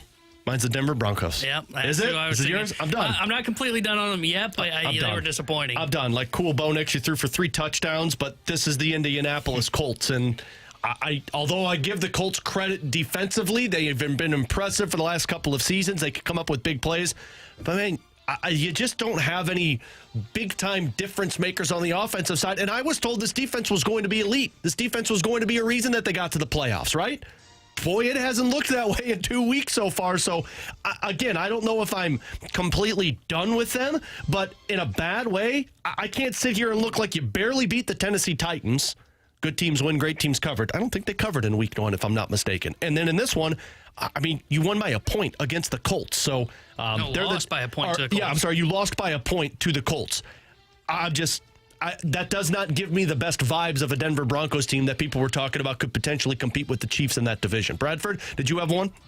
Did actually, as a matter of fact. And after so much bluster, obviously, following last week's opener, Pittsburgh knocking off New York, right? Rallying past the Jets. Well, what happened yesterday? Tanner, to your point, we know Seattle obviously came away with that victory, but what we saw for the better part of that contest, Pittsburgh, we know, despite bringing in Aaron Rodgers, really reconfiguring the offense, if you will. The identity has to be about the D. And what has happened so far? 30 or more points surrendered in each of the first two games. Seattle piling up almost 400 total yards of offense. I still firmly believe the Steelers, you have to really orient the entire attack around the ground game. And even though Jaylen Warren, he's a great screen option, he's able to do some things for your offense. You gave him the contract extension. He's not a bell cow back. Gainwell, quite frankly, almost looks as capable of being that number one guy in Aaron Rodgers already. 1 week after the 4-touchdown performance, he throws a pair of picks. I don't know what this team is, but after that exhilarating rally past New York in week 1, my expectations were raised. And now I have no clue again. So let's go to the next one. The player that stood out as we hit our NFL weekend wrap-up. Who's the player that stood out to you, good or bad? You could pick your poison on this one. Yeah, I will go, some of the backups that appeared in yesterday's game were impressive, but the guy that has stood out to me through the first 2 games of the season, and he built on it, and look, I get it. It was a team that isn't expected to be very good. Dude, Dak Prescott looks awesome. Yeah. That Cowboys offense, he is a driving force of that as the quarterback. Dallas's offense might be good enough to get them to the playoffs. Now, they're doing the whole, Cincinnati Bengals impression of, hey, we're not going to stop anybody, but you're going to have to stop us. So I've been impressed with the way Dak has looked. He looks awesome through the first 2 games. 549 passing yards. He's only got 2 touchdowns, but he is really doing a good job of moving the ball up the field, getting the Cowboys ahead on downs, and making sure that they're able to finish off some of these drives. I've been really impressed by him. To me, he was one of the most impressive players in week number 2. I'll go the bad route because I'm the negative Nancy on this show. It's J.J. McCarthy. Collinsworth said this multiple times last night, and I 100% agree with him. This guy has been bad for 7 out of 8 quarters. You've seen 7 bad quarters and 1 really good one. And that really good one, by the way, I give him credit, but you also have to look at the playmakers that came up with plays. And that was Justin Jefferson in that 4th quarter of week 1 against the Bears. And you also look at the Bears and you kind of, to me, he just looks, he's missing guys who are wide open downfield. There was one play in the first half last night that they were talking about how, as a quarterback and a wide receiver, it's the best case scenario. You got a guy who's wide open downfield, and he overthrew him. He was missing guys in the middle of the field in week number 1. Maybe McCarthy figures it out as the season goes on. But it is very concerning if you're the Minnesota Vikings for how much talent you have on that roster with Hawkinson and with Justin Jefferson, with the mind that they have on the coaching staff. I mean, this guy's got 3 picks and 2 touchdowns, and all those touchdowns came in 1 quarter against a Bears team that looked lost. Yeah, the bad for me was McCarthy and Caleb Williams. Those were the 2 that really stood out in the bad. I'm kind of with you now. I don't know if we're going to see a click for Caleb Williams. I'm done with Williams. For J.J. McCarthy, you know what he reminded me of last night? Remember the famous, I think it was Darnold was the quarterback, because either Darnold or Daniel Jones, where you got the camera that pans in on him and the eyes are wide open and they're moving back and forth like they're seeing ghosts. That's what J.J. McCarthy reminds me of, and they were describing it perfectly on the broadcast. Dude, Atlanta was disguising blitzes. He didn't know if they were blitzing. He didn't know if they're dropping back in coverage. He couldn't read the defense well enough. He couldn't process everything fast enough. I'm not willing to give up on him after 2 games, but man, he looks like Kevin O'Connell may have missed on drafting his next quarterback. We are a long way from Ann Arbor, aren't we? Kevin Connell, good luck. And Ann Arbor, let's remember, he got carried by his running backs. I was going to say, we all knew the moment he was drafted was hey, this guy better have a great running back because all he did at Michigan was run the football. Little Michigan, little Rams connection for you here, Tanner. I am coming into your wheelhouse because the player who basically just reminded me, he reiterated that he is still a premier threat in the National Football League. You are going to have some fun, my friend, throughout the rest of 25 watching Devontae Adams cook alongside of Puka Nacua out there in L.A. Look, we understand that last season, pretty much a nomad existence, toggling back and forth between Vegas as well as then reuniting with Aaron Rodgers for a bit of time. He is still an elite top-level receiver, and yesterday also displayed a big-time win, obviously, over Tennessee. There are more than enough targets to go around. Nacua, he may be the number 1, but if you're telling me that Adams, any given week, can remotely approach 13 targets, go over the century century mark. There is not a better tandem threat right now. I'd say right now, given the quarterback situation in Cincinnati, Chase, Higgins, I understand. But Adams, Nakua, okay. Who's the team that puzzled you the most after you wrap up week 2? Hey, Indy, are we good? Are the Colts a good football team? Legitimately, I asked the question because I teased it with, hey, you good? I'm asking the question. You good? Like, the Colts look good. Danny Dimes looks good. Yeah, Danny Dimes looks like he's in his prime again, like he was that 1 year with the Giants. And the reason I asked this question, because I'm grading them on an AFC South scale, which means you don't have to be that good. Yeah, it's got to be average. They look like they could win the South. And I know that sounds crazy, but look at what the Texans look like. They've got a huge game tonight against the Buccaneers. They dropped to 0-2. They fall into that category good luck with that defense. Yeah, 12% of teams who start 0-2 since 1990 make the playoffs. So that's a big game for the Texans. Jaguars look okay. They're nothing to, write home about. And then you got the Tennessee Titans, who you can just kind of write off. They're not going to be a playoff team. They got a good quarterback. I think Ward's going to work out. The Colts might be the team to beat in this division. Warren looks like a stud at tight end. 4 for 79 yesterday. Jonathan Taylor, you know what he's going to be. If Danny Dimes can just be competent in the pocket like he was yesterday, throwing for 300-plus yards and a touchdown, they might be able to win the AFC South. I don't believe in it at all, what I'm watching. That's why I'm the most confused about them after week 2. The Colts have not punted so far this season. Not on a single possession. That's insane. The Indianapolis Colts have not punted. Now, flipping from there to a team in the AFC that has had to punt quite a bit, and I have no clue now. After week number 1, I was somewhat optimistic about the Jets. Yes, you surrendered that game to Pittsburgh, but you actually saw what you thought, quite a few beginning signs of progress from Justin Fields, and then it all went to heck in a handbasket yesterday. Basically didn't show up for that second consecutive home tilt. I think we knew that Buffalo was going to have its way as that game progressed, but in a game in which Josh Allen, for a multitude of different reasons, he only throws for 150 yards, basically. You are gouged on the ground, and what has Aaron Glenn proceeded to preach ever since he arrived there on the scene in New York, year number 1 as the head coach? We're going to be tough, we're going to be disciplined, we're going to be physical. Okay, you failed on all of those fronts, because last season, for a team that was the most heavily penalized in the entire National Football League, you made a big deal a few days ago, cutting the returner Gibson. Okay, we're going to eliminate the mental mistakes, and we're going to focus on the discipline and the execution. You were outclassed in every way, basically undid all of that progress from week number 1. And to boot, Justin Fields has a concussion. Good luck. Yeah, I mean, the team for me that, I find myself asking after the week, hey, you good? The Cardinals. You barely beat the Saints. You almost blew it against the Panthers, too. You were outscored in the second half, 19-3. And they tried their best on that last drive to give that away. I mean, Kyler Murray has been fine in both games. Listen to the schedule coming up for the Cardinals. 49ers might still be favorable because they're without their, best players, essentially. Then you got the Seahawks. I think the Seahawks probably win that game. It's in Arizona. The Titans, probably Arizona's. But then the Colts, then the Packers, then the Cowboys, Seahawks, 49ers, Jaguars, Buccaneers, Rams. As much as it was hey, make or break year for the Cardinals, I have not been sold to anything with this team because you barely beat 2 of the worst teams in the NFL this season, and your quarterback has not looked like a difference maker in either of those games. And you're able to make some noise in that division this year. What's interesting, too, Murray's up and down, but the number 1 target clearly has become the tight end in Trey McBride. We expected, I did at least, a big sizable leap forward from Marvin Harrison Jr. this year. He doesn't even look in the same weight class as Malik Neighbors. Well, their defense as well. I mean, their defense has been what's carried their team, and the Arizona Cardinals, that offense has not been that way. For Tanner Hendricks and Bradford Bruns, I'm Alex Ferrario. Coming up at 15, we'll get into the junk drawer, but coming up next, back to Mizzou and that incredible offense that we saw this past weekend.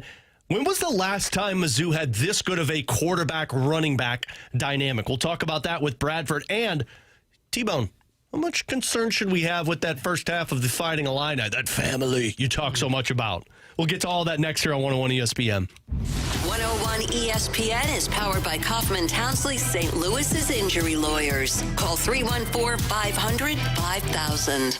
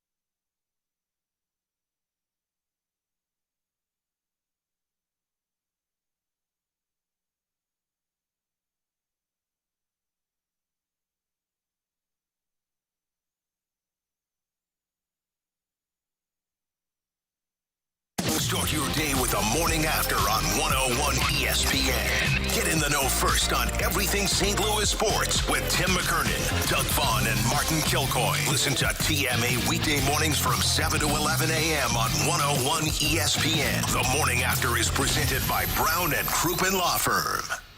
101 ESPN Sports Center. Cards fly toward final homestand. Good afternoon. I'm Bradford Bruns. This Sports Center update is brought to you by Saliga Heating and Cooling. 6 regular season games remain to be played at Buch Stadium, and said stretch begins tonight with Cardinals Reds. Matthew Liberatore starts for Ali Marmol 1 day after STL salvaged that series finale versus Milwaukee, winning 3-2. A big victory, meanwhile, also earned by MU 52-10 over visiting Louisiana. Head coach Eli Drinkwitz, though, knows some issues persist up front. We handled it well. Don't love where we're at protecting the quarterback. We gave up 2 sacks there and a free runner on a pressure. So we're going to have to look at that and get that off tape. I know South Carolina's defense coordinator likes to bring pressure, so we're going to have to get that shored up. Speaking of SC, quarterback Lenore Sellers left its weekend loss. He was concussed against Vanderbilt. This Sports Center update has been brought to you by Saliga Heating and Cooling, a Daikin heating and air conditioning dealer. Giving you the picture, the real big St. Louis sports picture. It's BK and Ferrario on 101 ESPN. Along with Tanner Hendrickson and Bradford Bruns, I'm Alex Ferrario on BK and Ferrario here 101 ESPN. Mizzou, of course, 52-10 whopping of Louisiana Lafayette over the weekend. And in that game, Ahmad Hardy goes off with 250 rushing yards and 3 touchdowns. And guys, when you look at the leaderboards in the SEC, the best running back in the SEC with the most yards and most touchdowns, or I think he's tied for the second most touchdowns, is Ahmad Hardy. And then when you go on the passing side of things, Bo Beulah, top 5 in almost every single category, but he's number 1 in QBR through the first 3 weeks of the season. And the offense, of course, is what's exciting right now with Mizzou, whether it's the running back duo, Bo Beulah's play, or the playmakers that they have at wide receiver. But with the amount of yards that we have seen them put up, and we talked about this in the open through the first 3 games of the season, this is the most offense in terms of total yards that Drinkwitz has had. Can you guys think of the last time that they had this good of a tandem with their running back room and their quarterback? And Bradford, you're going to be our resident Mizzou honk because I can only go to a certain amount of length before college football really kicks in, and T-Bone was basically born right after the 2000s. So, the one that I am most familiar with is probably dating back about 15 years ago, but where do you come in terms of the dynamic duo that they have right now with their offense? Yeah, you have to go back to the late 2000s, frankly, Alex, to think about a tandem that actually fits into this category. But with all due respect to somebody like a Tony Temple, when Chase Daniel was at the controls of this offense, you thought about the threats out wide, okay? You thought about Jeremy Maclin. Years later, you thought about the DX missile, Denario Alexander, and even going down the line when Blaine Gabbert was here on campus for a couple of years. There were fine running backs, the likes of a Derek Washington, even James Franklin had a Henry Josie.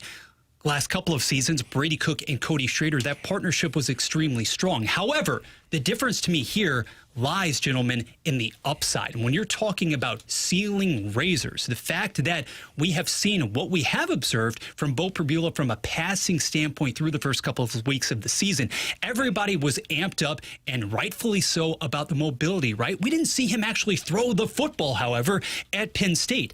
The precision, the accuracy, the command, and also being able to run tempo with this offense, and then being able to also, the identity of this offense, guys, to me, before the season even began, it was going to be predicated on running the football, keeping it pretty close to the line of scrimmage early in the season until the point at which you could entrust then Beulah to actually unleash it and air the ball out. What's great now is that you have the best of both worlds. You're easily right now with ease totaling over 40 minutes time of possession in these ball games. So I think the upside that exists, it is mammoth. And beyond just that point about the dynamic here, quarterback and running back, when we're talking about offenses overseen by Eli Drinkwitz, by Kirby Moore.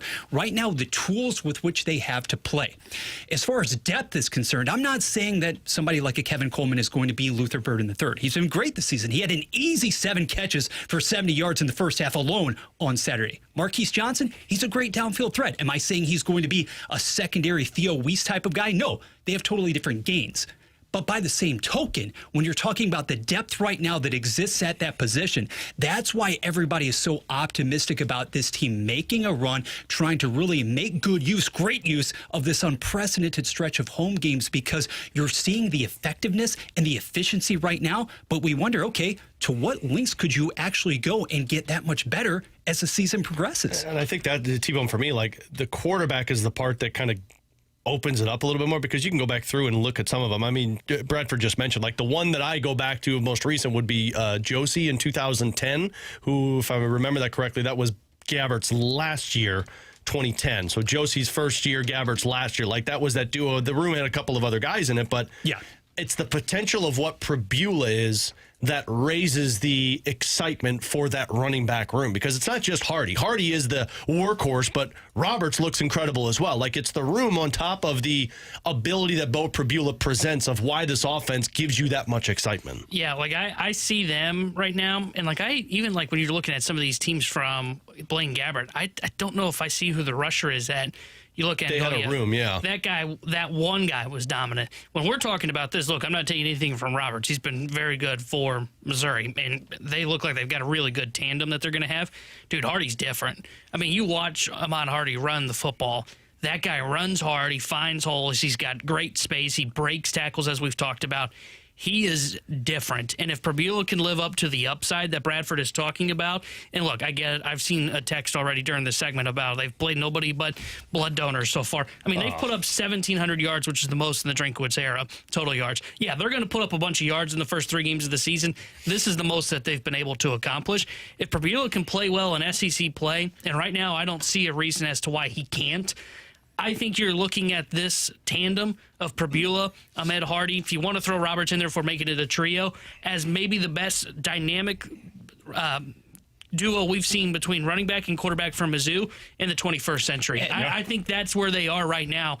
Because, I mean, I look at Pribula and I see the arm talent. I see a quarterback that can use his legs to break out of the pocket if need be. And I see a running back that is a man on a mission. Like, I think this could end up being the best duo we've seen in the 21st century at Mizzou. Yeah, and the total number of yards from game to game, it has only escalated. When you think about over 600 yards to the tune of that with primarily second and third stringers in the last game, yeah, I know it's Louisiana, but also the variety here in the offense. This is something that Kirby Moore didn't necessarily have the OC to the same extent even in the last couple of years, because, all right, you want to pound it down the opposition's throat. You want to go on a 14, 15, 16, even 17-yard or 17-play drive. That's precisely what Mizzou accomplished against the Ragin' Cajuns on Saturday. Or if you want to be able to really test it down the field, I think South Carolina is going to give us a good litmus test to some extent on Saturday, because this has been a defense, while uber athletic, it's very physical as well. It has demonstrated so far an inability to really get after the opposing quarterback. So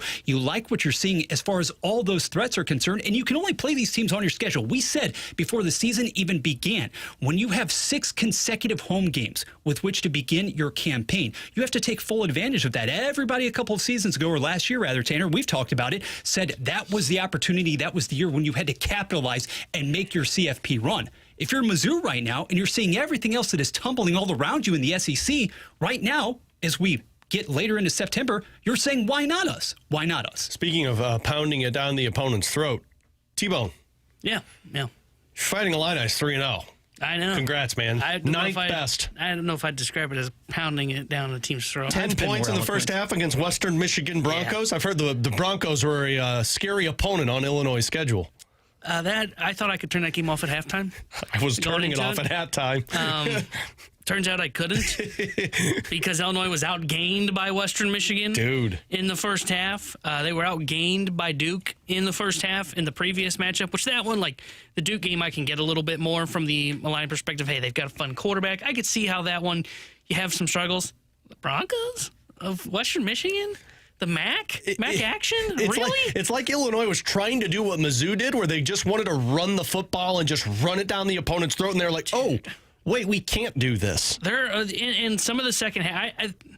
I don't know what to make of their first half struggles, because in that game it almost felt more of like, hey, they thought they could go through the motions, right? Go through the motions. Hey, we've got a big game next week when they go to Indiana, and then they got kind of caught sleepwalking by Western Michigan.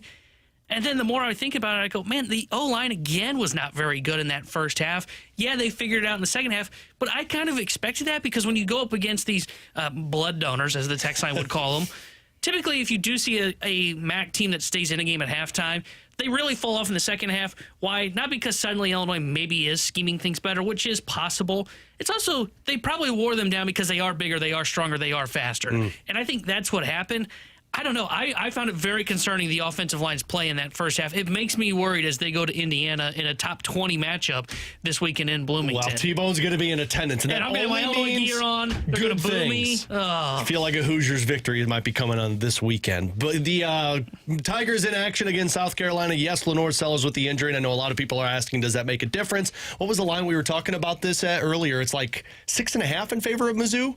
I think it's high. I think it's 12.5. Oh, it's 12.5. Looking at their line here, 13.5 now in so favor of Mizzou. So to show you the difference in terms of how they view it I with will say Sellers this, versus I do no. think the Sellers injury brings a damper on that game, because sure, the South Carolina defense is good, and I'm not taking anything away from Missouri. Again, I'm giving them credit for beating the crap out of their first three opponents. Yeah.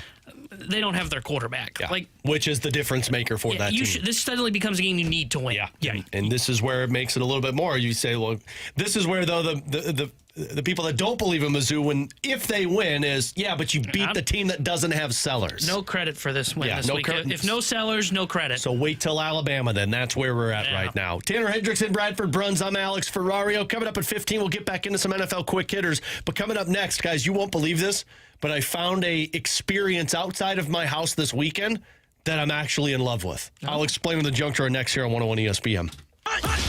This Sunday, 49ers and Cardinals. Pre-game at 11, kickoff at noon. Your destination for the NFL in St. Louis is 101 ESPN.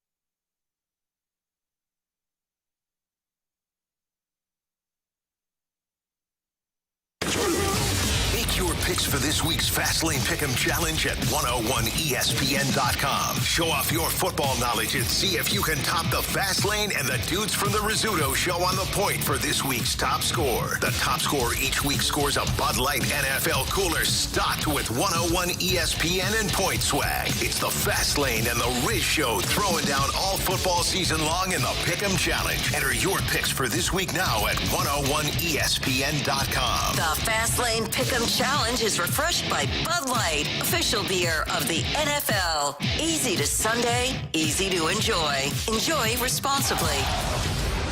We're right back to more of it. It's BK and Ferrario on 101 ESPN.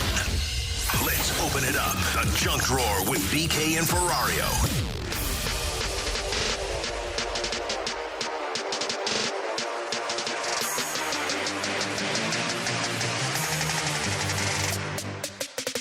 Let's dive into the junk drawer with Bradford Bruns and Tanner Hendrickson. I'm Alex Ferrario. So, guys, I'm typically not somebody that finds enjoyment when I leave my household. We all know that. Yeah. I'm a curmudgeon. I don't like people. I found something, though, that I'm like, oh, I want to do more of these. So my wife surprised me this weekend for my birthday. Took me to Springfield, Illinois, which might sound very odd to some people, but Lincoln Museum's there. Huge Abraham Lincoln honk, huge history nerd. And so we went, spent most of Saturday there, which was awesome. But Friday when we got down there, we were supposed to go do a ghost tour. Didn't happen. And my wife was like, do you want to go to the drive-in theater? And I'm like, are you serious? Like, they have a drive. I haven't been to a drive-in since 2014. And we were like, well, we can't do this. It's like, let's go get dinner. And then this movie starts at 9 o'clock. Do you want to go? And I'm like, hell yeah. Coolest experience that I've had in some time. We went to the snack bar at the drive-in. Like, we pulled up, we backed our car up into it, so we sat in the trunk with the gate open. We went and got the popcorn and the soda, and we just sat and watched the movie. That was the coolest thing in the world. What movie did you see? We saw The Conjuring: Last Rites. Oh, the new one? Yeah, it was all right. Okay. It was definitely a stretch, so I would say, you know. Kind of ruins the if you're a super fan, go see it, but if not, yeah, kind of ruined it. But awesome experience. Kind of makes sense for me, though, because I didn't have to talk to people and was just sitting in your car enjoying it. But I liked it. How many people were there out of curiosity? Was there a bunch? There was a decent amount. I'd say like probably 25 to 30 cars. Okay. That's not bad. Pretty cool. Now, the one thing I will say is, like, people figure out how to not, because you got to keep your radio on because it's tied into the movie. That's how you listen to it. So your car has to, like, stay on without staying on. People figure out how to turn your headlights off while you're keeping your car on and off. The amount of people that in the middle of the movie, you know, their radio went off, so they had to go in, turn the car on, turn the lights off. I'm like, come on, this can't be this difficult, right? Turn the lights off, keep the car in, like, what is it, like the mode where it's not on, but it's like, you know. The battery's on. Yeah, the battery's on, so your radio's on for like an hour or something like that. But I'm gonna do more drive-in theaters. I got to tell you, I've never been to a drive-in movie theater. Oh, damn. I'm 26. God. Never, so fun. Never been to one. There was one in Olney that they would do. I think it was in Olney or somewhere around Olney. I have no interest in doing that. If I want to watch a movie, I want to watch it not in a car, but on a comfortable couch with kind of surround sound, not listening to it through a radio. Dude, it was great. We had the van, interest. And so the van in our back seat, the seats turned the other way, and so they're like lounge chairs, and your radio's turned up. Oh, it was so nice. And maybe not sound enjoyable at all to me. Oh my God, it was great. Now the weather was still hot, so that was the part where it was like it would have been. It's a climate control environment that I'm in. It would have been nice to be like 80 degrees instead of 100 degrees, but you know it is what it is. Hey, maybe the movie left a little something to be desired, but I think you guys also landed on the right genre too. That sounds awesome. Yeah, horror perfect. movie, drive-in. Well, behind us was Toy Story, and I was like, that's cool. I can watch Toy Story if I get bored with this film. Somebody asked where we went to eat. We went to a place called Darcy's Pint, which I didn't know. This was another surprise from my wife. It was a restaurant that Man vs. Food did, and they had some type of entree called the horseshoe that I got to try, which sounds disgusting if you hear it. Oh yeah, describe it because it sounds awful. It was a smash burger, so it was like a hamburger on Texas toast with crinkle cut fries, and then it was covered in like cheddar cheese. Yes, please. Oh my God, it was so good. It was melted cheddar cheese too. Oh, it was so good. I felt obese afterwards, but at the time, so worth it. So Springfield, Illinois. It's about all they had to do, but it was still fun. And now I found something that I'll get to enjoy is going to a drive-in theater. Tanner Hendrickson, Bradford Bruns. I'm Alex Ferrario. See, I'm not a miserable you-know-what all the time. Let's get back into NFL quick hitters on the other side, including what the hell are the Cincinnati Bengals going to do next here on 101 ESPN? Don't miss this year's Blues and Brews this Friday, September 19th at the Anheuser-Busch Brewery. Get fired up for the blues season at this outdoor street party featuring live music from Grammy-nominated trio The Band Perry, plus appearances by blues players and alumni, food trucks, onstage festivities hosted by 101 ESPN's Chris Kerber and Joey Vitale and more. Tickets are on sale now for Blues and Brews, presented by Bud Light, 101 ESPN, 92.3 WIL, and Scott Lee Heating Company, your locally owned and operated Mitsubishi Electric Elite contractor. Find all the details at 101ESPN.com.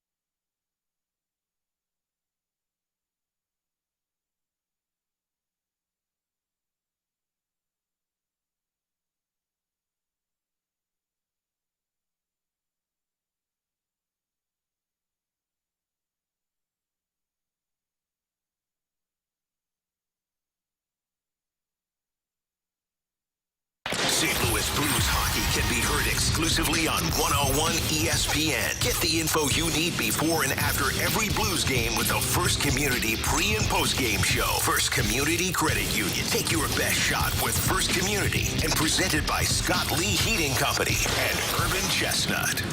WXOS HD1 East St. Louis. 101 ESPN is driven by Auto Centers Nissan, home of the lifetime warranty and 30-day return. This is exactly where you want to be, listening to us. It's BK and Ferrario on 101 ESPN.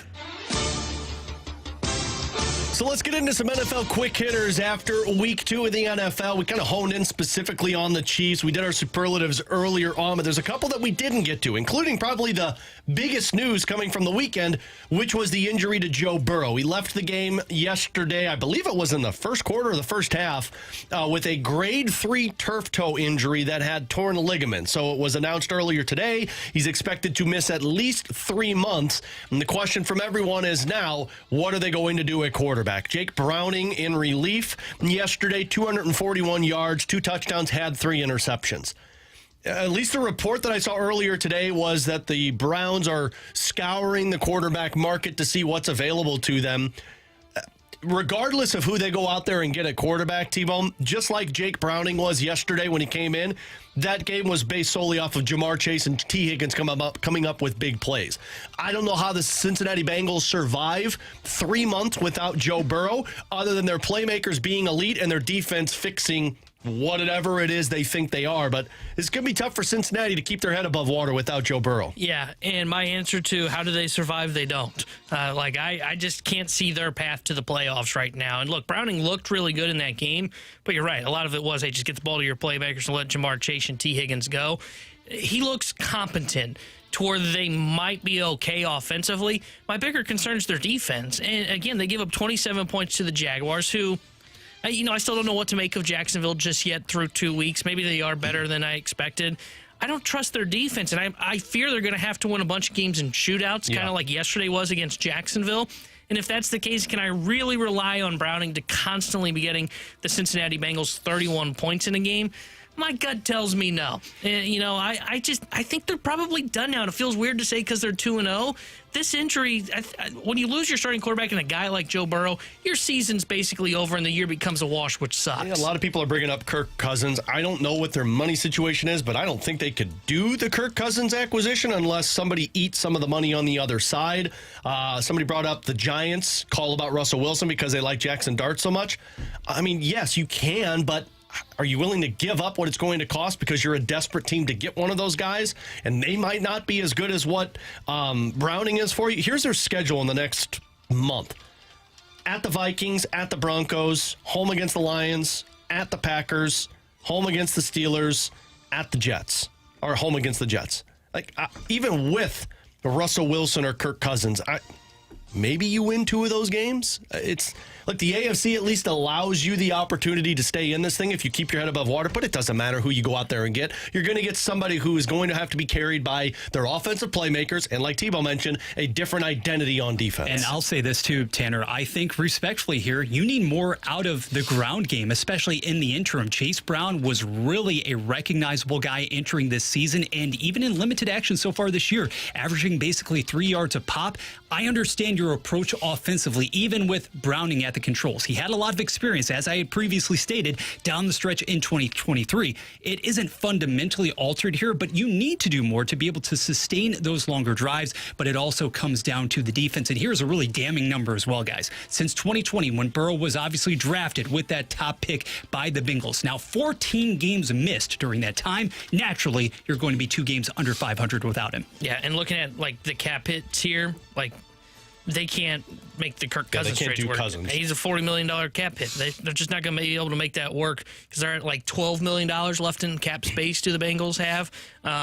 They might be able to make the Russell Wilson one work. I saw someone mention Jameis Winston, which I would. Do you really want to deal with that? No, I think they're going to be fine. My gut tells me they stay with Browning.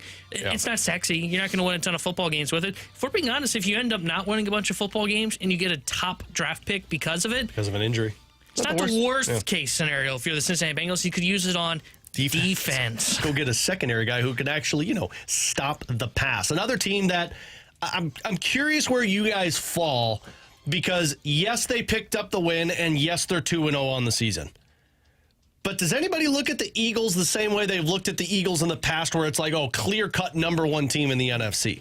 Because Jalen Hurts was okay in that game against the Chiefs, threw for 101 yards, didn't rush for anything sexy. Saquon Barkley was the stud in this one. Week 1 against the Cowboys, it was all Jalen Hurts. Me personally, I look at the Eagles and I say they feel like a team that can flip the switch whenever they want to. So I don't care what you do in the regular season because the postseason comes along and you're going to have to stop that team somehow, some way. But I don't know if they're the clear-cut dominant team in the NFC. I think after what I've seen from the Packers defense and how their offense is played, I think the Packers could kind of be in the same tier as the Philadelphia Eagles. That's fair. I look at the Eagles and I go, yeah, you've been pretty good. You're 2-0. I don't know if you're the best team in the NFC, though. I'm kind of with you. I look at the Packers and what they've done through the first 2 weeks and go, that team looks like the one that the path's going to go through to get to the Super Bowl. Yeah. The Eagles have been fine. I don't know what to make of it. Bradford brought this up in the office when I was like, they can't throw the football. That's not their game, right? Jalen Hurts is not going to be a guy that's going to end up really beating you over the top, even though they've got great weapons in A.J. Brown and Devontae Smith on the outside there. They've been outgained through their first 2 games. Now, the first game, it wasn't by much, 307-302 against Dallas, and Dallas got decent offense, 294-216 in the game against Kansas City yesterday. I don't know. I watch them and I go, I don't think you're as dominant as I was expecting. And I don't know if that's fair because I probably just had too high of expectations for them coming into the year. But I don't think they're the best team in the NFC. I think that belongs to the Green Bay Packers. Yeah, Jalen Hurts is always going to have, especially during the regular season, guys, his fair share of statistical clunkers. That aspect doesn't bother me as much as what we saw, the inevitable. You had some turnover on the defensive side of the football. That appears to be well behind as far as from an execution standpoint at this juncture. And also, don't forget about the fact that you are transitioning over to a brand new offensive coordinator. Now, the idea, the objective, it remains the same. But Kellen Moore called a significantly higher number of RPOs. And that is the sort of play. Obviously, it is going to behoove Jalen Hurts. It's going to help this offense that much more to keep the opposing defense guessing. That inevitable adjustment, it's going to be made as the season progresses. I'm not worried right now about Philadelphia, but I do agree, not only based on what we saw over the first 2 weeks from Green Bay, that acquisition of Parsons. Green Bay looks so good right now that you have to elevate that team, at least I'd say on equal footing as Philly. 2 games wrap up week 2 tonight here on 101 ESPN. Texas taking on the Buccaneers and Raiders taking on the Chargers. Tanner Hendrickson, Bradford Bruns. I'm Alex Ferrario. Coming up at 15, we'll get to in or out. You send us a scenario to our Air Comfort Service text line, 314-399-9646. We will tell you if we are in or out. But coming up next, can the Blues get to that top tier of the playoff conversation without this one player? Does this one player need a bounce back for the Blues to have success? We'll discuss that and from that prospect tournament over the weekend next here on 101 ESPN. We want to hear from you. Use the Scott Lee Mic Drop feature on the 101 mobile app. Give us your opinion on anything St. Louis sports with a mic drop. Brought to you by the Scott Lee Heating Company.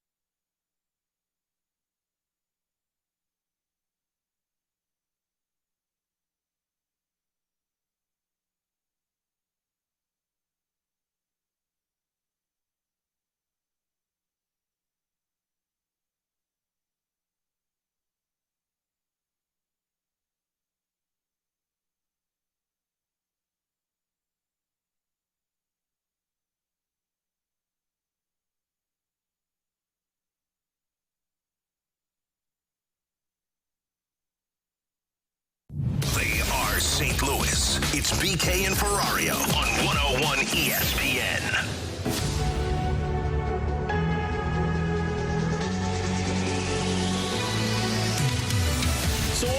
The Athletic, which, by the way, hockey was back this weekend, and boy, did it feel good to watch some Blues action. Yeah. Saw it on the stream on Friday and Saturday. Friday was the Wild. Saturday was the Blackhawks. Blues prospects won on Friday, lost in overtime on Saturday. And you've got preseason action this Saturday here on 101 ESPN, which starts at 6 o'clock with a puck drop. And I'll have your pregame, First Community Credit Union pregame, starting at 5. Training camp, of course, begins this week. And going into training camp, every team over the Athletic put together their one burning question going into the upcoming training camp and preseason. And I found this interesting because Jeremy Rutherford, our Blues insider, who will join us tomorrow, put on there, can Pavel Buchnevich return to being an offensive threat?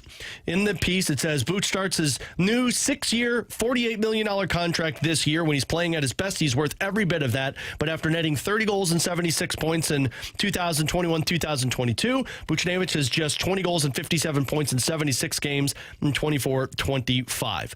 So T-Bone brought up an interesting question when we were discussing this back in the office before the show, and he said, what would it mean if Pavel Buchnevich doesn't have a, quote, bounce-back type season? And the way I look at a bounce-back season for Pavel Buchnevich is what he did in that first year, where he had 30 goals, 75-point player, plays about 75 games for you. That, to me, is bouncing back to what Pavel Buchnevich is. The last 3 seasons, he's either been injured or he's been 60, 65 points and closer to 25 than 30 goals. So what does it mean for you, T-Bone, if he doesn't have a bounce back and just remains where he's been? Yeah, I think if you don't see Buchnevich get back into form this season, get back to what you're talking about, because I agree. When I think bounce back, I'm thinking like a 70-point guy, probably around 30 goals. I think it puts more pressure on Jimmy Snuggerud, and he's a guy that I look at and say, look, I expect big things from Jimmy Snuggerud, but not necessarily this year. And I think we've talked about this. Like, my expectation is, he's probably going to be a 20-goal scorer, but is he going to get to 30 yet? No, probably not. Like, your hope is Jimmy Snuggerud, in my opinion, basically fills the shoes of what the Bolduc production was a season ago. And if Buchnevich isn't a guy that kind of steps up and gets back to that level, and he doesn't have to worry about playing center, which was... I'll listen on that argument. I don't know how much I buy it, but I'll at least listen on it from last year, which is what everybody seems to say. Hey, he was at center, not his natural position. If he doesn't do it, then there's just so much more pressure on Snuggerud to be the guy that kind of fills that void. And you're looking at a rookie to do that. And that is not the best case scenario for the Blues. You want to kind of have Snuggerud just be one of those complementary pieces that the following years when you expect him to take that next step. So if Buch doesn't bounce back, it puts that much more pressure on your rookie that you really need Jimmy Snuggerud to step up and fill that void. Yeah, I think this is pretty simple. If Pavel Buchnevich does this season what he typically does over the last few, somewhere between 60 to 65 points, then you're a fringe playoff team. You're a team that gets in on the wild card because you're going to be relying on some younger players. And with Utah and everybody's high expectations, and I don't believe Utah's a playoff team, but we'll go with the flow with that one. And then with Minnesota, who is projected to be better than you, even with the Kaprizov stuff, you've got teams in the Pacific that are going to be more difficult. But if Pavel Buchnevich can have that bounce-back type year where he's back to being a 30-goal scorer and providing you 75-plus points, then you're a top 3 team in the Central Division. I think you could push either Winnipeg or Colorado out of that top 3 in the division if Buchnevich gets back to that, because now the depth kicks in. Now you've got a 30-goal scorer with the potential 25-goal scorer and a 100-point player in Robert Thomas. You've got Holloway, Kyrou, and Shin that are going to be a threat. And then you've got that 3rd and 4th line that can provide depth offense. You're relying too much on your fringe players if Pavel Buchnevich isn't that guy for you, which makes it that much more difficult to make the playoffs like you had last year. And I do think Buch can get back to being a 30-goal scorer. It comes down to health, and it comes down to playing in the right position than what he has done over the last couple of years. But it also comes down to having the right wingers with him, and that's where Thomas and Snuggerud come into play. Yeah, and I agree with you. If they are going to be able to kind of creep their way and kind of be that surprise team that gets into the top 3 in the Central, and some of that to me is also on like Winnipeg potentially taking a step back, Colorado, sure, if you don't believe in Colorado. And that's where my assumption's at, because Colorado's biggest question was, where's their depth come from, because their bottom 6 isn't good, and Winnipeg's was, can you do what you did last year? Yeah, and I agree with you 100%. I think the only way you can become that team that sneaks up into that top 3 here in the Central is if Buchnevich steps back, so every other piece kind of falls into place. Now, sure, there's a little bit of a question on like third-line wing. Will Bukestad bounce back if he starts on the third-line wing for him? Is Suter's offense what it was a season ago? Like, sure, there are other questions, but I think the biggest one is, hey, Buchnevich was a 30-goal guy just a couple seasons ago, and you gave him that big contract extension thinking that he could get back to that. If he does, okay, boom, now you're really cooking here. You're really back to your identity, which is this team that is going to be pack mentality, rolling 4 lines, trying to beat you. If he does, and now there's a decent question mark up on that left side on that top line, and okay, well now can we really expect more from Jimmy Snuggerud? Maybe you can. Maybe he's just going to be that good when he gets here. I also know we've seen rookies really struggle in their first full season at the NHL level. If Buch doesn't get there, I still would bet that they're a playoff team, but I don't think it's a walk in the park. I think they could potentially be in a dogfight to try and capture that last wild card spot. Yeah, somebody on the text line said Pavel Buchnevich isn't a 30-goal scorer, and that's fine. He was a 30-goal scorer. If you look at the first 2 seasons that he played with the Blues, he did score 30, and the other one he scored 26 in 63 games. That averages out to be about 33 per season. But also remember those 2 seasons, who was on his line? You had Vladimir Tarasenko on his line. So he scores goals because more people are focused on Snuggerud. He's not the sniper. They had a sniper on the line, and it's why I find the Snuggerud match fascinating, because Buchnevich can score goals. He scored 3 for you in 7 games in the playoffs. He can be a point-per-game player, but it comes down to the line mate working, and this is the first time since Pavel Buchnevich played with Robert Thomas and Vladimir Tarasenko. So in 2 years, it's the first time he's actually had a guy who can score 20-plus goals on his line rather than what he's had in the past. The other thing I wanted to bring up, and I know a lot of people weren't honed in on this because, look, it is just a prospect tournament. The one takeaway that I did have from this weekend's tournament for the Blues, they've got pieces that are going to assist this team in the near future. And I know that sounds odd to say because, sure, Captain Obvious, of course they're going to assist your team. Man, I watched Dalibor Dvorsky, and I was texting with Ryan Smith, the play-by-play man, because he was there in person calling it. And we both said the offense, the ability to identify plays is there. He's still a little slow. That's going to come with time. That's going to come with just game level at the NHL level. But he can play. Otto Stenberg looks like he could be a midseason call-up at some point. And then you had Carbonneau, who might force a spot on this roster. I don't believe he will, but he's got the gamesmanship. And Juracek looks like a piece. Whether it's these guys become assets that they trade to get something that helps them now, their depth system is a lot stronger than many people on the Athletic analytics-wise will make you believe. And I think I saw that on in action over the weekend. Now, does it carry over at the training camp? That's what you should be really focused in on, because they can out-muscle guys their own age. Can you out-muscle guys who have been in the NHL for 6-7 seasons? That's the real testament of where they're going to be ready and how much longer they have in terms of their seasoning. Yeah, and the fact that you had multiple guys stand out in this tournament, to your point, one, as I said earlier, when you go to these prospect tournaments, you want your first-round picks to stand out at these, right? The only thing you can really learn is something bad potentially at a prospect tournament, and the fact that they had multiple guys be successful, it can be one of two things. One, it is they help kind of supplement the roster when some of the contracts start to fall off the books, like Suter, when his deal comes off in 2 years. Dvorsky can come up here. Would Stenberg be a guy that can maybe slide in and kind of move into that fourth line role potentially when Sundqvist comes off the books for the Blues after this season? So you've got a potential of that's there. Juracek, can he be a guy that plays into your top 6 from the defensive side of things? The other thing, too, is if you look at those guys and say, yeah, we like them, but, not sure that they really fit in, but something better comes available, you can then go make that move. You can trade from that surplus, which we've seen Doug Armstrong has been more than willing to do. It's what he did this offseason, right? Made the flip of, he wasn't a prospect anymore, but made the flip of Zach Bolduc, said, hey, look, we've got a bunch of guys in our system. You know what we don't have? We don't have a high upside right shot defenseman in Logan Mailloux. So, boom, let's go make that move. So there's not a lot that you could take away that was bad from that tournament. It just gets you excited about, hey, now we have potential pieces that can fill in, or potential trade bait here for us. Yeah, they got another right shot defenseman who I think is going to be top 4-esque in the near future with Adam Juracek. And then I also think Stenberg is a middle 6 center/wing. So all of those items are good for the Blues, especially when you looked at JR's piece predicting what it would look like in 4 or 5 seasons and talking about some UFAs at center. They might have a couple of those already in the system. Tanner Hendricks and Bradford Bruns. I'm Alex Ferrario. Coming up at 15, we'll get to our rewind, but coming up next, let's do some in or out. You sent us a scenario. We will tell you if we are in or out next on 101 ESPN. 101 ESPN is powered by Kaufman Townsley St. Louis's injury lawyers. Call 314-500-5000.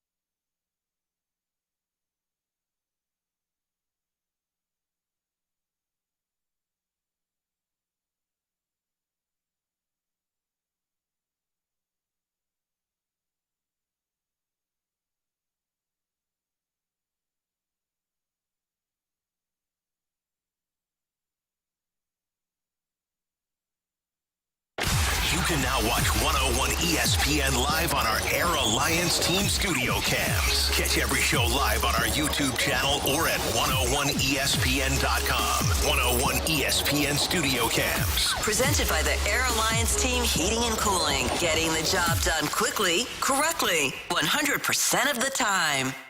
101 ESPN Sports Center. Redbirds welcome Reds to town. Good afternoon. I'm Bradford Bruns. This Sports Center update is driven by Johnny Londoff Chevrolet plus Johnny Londoff Autoplex. The regular season's final homestand at Busch Stadium begins tonight at 6:45. St. Louis Cincinnati squaring off downtown as lefty Matthew Liberatore makes his 28th start of 2025. NFL Bengals quarterback Joe Burrow reportedly needs toe surgery after yesterday's win over Jacksonville on campus. South Carolina's Lenora Sellers left his team's weekend loss with a concussion. Those Gamecocks visiting Columbia next, where Ahmad Hardy expects more success from undefeated Mizzou. We have relentless effort. So, like, every game, we treat it the same. We're trying to get better every single day. And don't matter if we playing Kansas, South Carolina, or the next. We coming in, we trying to win, and we trying to get better every day. The Sports Center update was driven by Johnny Londoff Chevrolet and Johnny Londoff Autoplex. See them at Londoff.com. Chevy, together we drive. Are you kidding me? Giving you the picture, the real big St. Louis sports picture. It's BK and Ferrario on 101 ESPN. Come on, man. Are you in or are you out? It's in or out with BK and Ferrario.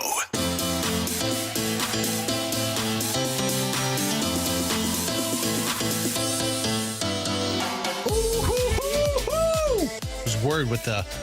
I forgot about that. I was worried with that cold-like symptoms it was going to sound. I'm so used to when I'm over here. It's me and BK. That Sometimes nobody does this. So I was just expecting you to go. There you go. With Nailed it. With Tanner Hendrickson and Bradford Bruns, I'm Alex Ferrario. BK will be back with us tomorrow, venturing back from his beautiful trip to the Northeast in Vermont and Maine. I can't wait to hear all of those stories that I won't be listening to. But let's get to our in or out. You send us a scenario to our Air Comfort Service text line, 314-399-9646. We will tell you if we are in or out. I will start, boys. In or out. The Blues will have a combined 175 points or more from their top line this season.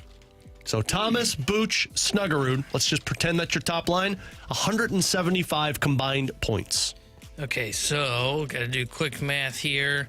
So let's say Thomas does 90. Buch, I don't think Buch bounces back. God, you hate Pavel Buchnevich. I've gone on that soapbox before. I'll be nice. I'll give him 65 points. So that puts you at 155. What was the number? 175. Oh, yeah, I would be in on this. Yeah, this should be easy for that top line, too. Because if I've already got Buch at 65 and Thomas at 90, that's 155 points. So I need 20 from Jimmy Snuggerud. Mm-hmm. Yeah, I would say in on this. If you said like 200 points from that top line, that's where it gets a little tougher. 45 from Snuggie, he could probably still do that too. Yeah, I would say in. Yeah, that comes out to basically, 58-ish, 58 or so per player. Absolutely. When you think about the strides that are ready to be made in that category from Robert Thomas continuing to elevate the game, both ends of the ice. Buchnevich here really expecting more soaring production in 25-26. Snuggerud, telling you, lighting the back of the net as well as the lamp. He's going to be there as well. In. All the way, guys. In. Yeah, I'm in, and if it was at 200, I'd be in. I think you have a line that could legitimately come out to look like one of the top lines for the St. Louis Blues, mostly from that point production. Very similar to what Thomas, Tarasenko, and Buchnevich did when Buchnevich was a 70-plus point player. I think that's what you could get with these three. T-Bone, what do you got? Guys, last year the Missouri Tigers went 5-3 in SEC play. In or out, they will win at least 6+ in the conference this season. Oh, man, after watching a lot of those teams play and Mizzou play, it's like I've become a lot more optimistic about their SEC schedule. So you said 6 wins? Yeah, 6 or more. So I think they win South Carolina. So that's 1. I think they win Mississippi State. I know they win Mississippi State. You should win Mississippi State and Arkansas. So those are the 3 guaranteed for me. Alabama, it's like I'm leaning more towards them winning that game because it's at home and because Alabama's just kind of been all over the place. Auburn, I'm leaning in favor of Mizzou, although it's going to be tough when you're on the road. So really the 6th one comes down to Vanderbilt, A&M, or Oklahoma. I'm going to go with my gut after what I've seen, and I say in. I think they win 6. Love the question, first of all. I am in. Let's embrace the challenge a la Eli Drinkwitz. I am worried if I'm a Missouri enthusiast here looking down the road at that schedule and all the road games, the true road challenges away from Ferrario Field, they come down the stretch, right? Auburn does scare me because this seems to be the year in which Hugh Freeze now he has the execution on point to match up with those much ballyhooed recruiting classes. So even Eli Drinkwitz said a couple of weeks ago with us there in the media session, that one for Bo Perbula in particular, you want to talk about tough atmospheres, tough environments, that's going to be beastly. Norman, Oklahoma as well. You would figure the Sooners at that point in time could well still be in the top 10 or lurking around the edges. One of those two. I think they ultimately get the job done against a younger Auburn team. You fall against OU, and probably somewhere along the way, I still respect Alabama and the steeliness up front from that team. But yeah, let's just go with 2 because I'm not trusting Vanderbilt, even with Pavia, to be as effective as 2025 goes along. I'm out. I think it's 5. And I've been really impressed with this Mizzou team. I think 2 losses I don't think you can call any of these guaranteed losses, by the way. No, I don't think there's that game on their schedule. Loss. Not anymore. I think A&M will be very tough at home. They were one of the most impressive teams over the weekend, so I would say loss there right now. At Oklahoma, I think they're one of the most impressive teams I've seen, and I love their quarterback. So I would give that one a loss, especially on the road. So that's 2. And then you mentioned you've got that stretch that's coming up after UMass. Home against Alabama, who right now, like Alabama, like I think they're about even with Mizzou, and then at Auburn, at Vanderbilt. They probably lose 1, if not 2 of those 3 games because they're just toss-ups. Those road games are going to be so tough. I think they probably are a 5-3 team in SEC play right now as they are constructed, but they've got the potential to make a couple big plays. And Perbula and Hardy are, what I said earlier, what I think could potentially be the best dynamic duo in the 21st century for Mizzou. They might be able to get another one of those wins and go 6-2 plus. And yeah, one aspect that we haven't mentioned, we can't neglect it entirely. When things get that much tighter, stretch run in the conference schedule, place kicking will come into play, and we'll see how that progresses. Their kicking worries me. For MU understandably so, because you're going to need a kicker to win you a couple of these SEC tight games. Bradford, what do you got? Let's stick with the college gridiron, guys. So last season's 4-game winning streak, it feels like such a distant memory for Gators. We love you out there in the text room, the YouTube chat, man. But I'm wondering, guys, with Florida really facing down the barrel here of potentially falling to 1-3 this coming weekend, game day's not going to be in Columbia, Missouri, but instead on hand for Miami and Florida. In or out, Billy Napier, the head coach, actually makes it through the first week of October because who looms after Miami? In the event that you go down to the Canes, you have Texas, and then you have A&M thereafter. How bad is it going to get? I will say he's still there. So I will say out that he remains, that he won't be out of the door by the first week. I think they wait till the offseason and make that move. But they have to be in these games, do they not? Let's say you get pounded. You get pounded by the Canes or even Texas. I think he's got a decent buyout, if I'm not mistaken. Yeah, I mean, that's three top 10 we teams. can talk all we want about firing a coach. If his buyout's pretty good, then he's going to be safe. If the firing was going to happen, it should have happened with the first 2 games of the season. Yeah, when they lost to South Florida. Yeah. I mean, that's when you could circle. Yeah. I think they wait this thing out and they see he's going to keep them kind of together there. DJ Lagwez, if he can get things figured out, he's a quarterback that can win a couple games. Like, I don't think they are just a rollover dad. They're not like the Gator I saw on camera that was being cooked over a fire. They're not there yet. So I'm out. I don't think he gets let go by the first week of October. I'm out as well on that one. Now let's get for the Air Comfort Service text line from the 314. In or out, Dalibor Dvorsky is traded this time next year. I'm out. I do see a scenario where he can become a trade piece, and that's only if a guy like Otto Stenberg develops faster. Because you try and trade it while the stock's high. If he still struggles, Stenberg develops. But they're using Stenberg as a winger. And I think the only natural sentiment right now that the Blues are hoping for would be Dalibor Dvorsky. So I'm out. I think if they trade him, it's not going to be this upcoming season. Yeah, I agree. I'm out. I'm still thinking that they're going to hope that he ends up becoming the guy that they're expecting, which is second-line center to be the Robin to your Batman and Robert Thomas up the middle. I'm out as well, because what's his position? Where is the area specifically on the ice this team has been looking to upgrade with younger talent now for years on end? Granted, you've bolstered that area as far as depth goes from a veteran standpoint, but let him develop, let him marinate, see where he is in a year plus. In or out, if Mizzou is undefeated and Alabama has only 1 loss, College Game Day will be going to Columbia, Missouri. I mean, you'd have to say in. I haven't really looked at what the other games are that week. It's week 7's that matchup? Yeah. Let me see what else is going on. Champaign bound. They might go. The tough part, I don't think they'll go to Champaign because that'll be a Fox game. Big noon kickoff could be in Champaign because that's when Illinois hosts Ohio State. My gut would tell me they probably go to Texas for the All-State Red River rivalry. Yeah. Go Texas versus Oklahoma. That would be my guess. That one or maybe Georgia-Auburn. That's a great weekend. I think Missouri-Alabama would be ahead of Especially that one, but it'd be Mizzou's close. undefeated. Yeah. It's loaded. Yeah, that one's going to be good no matter what. But yeah, I mean, it's you have to imagine if Mizzou's undefeated still and takes down South Carolina, Alabama's only one loss. I mean, you're talking about two programs in the top 20, my guess is, by that time. I'll say in, but I think there might be other games that might be a little bit more intriguing. I would lean out that they don't end up going there unless Texas loses at Florida.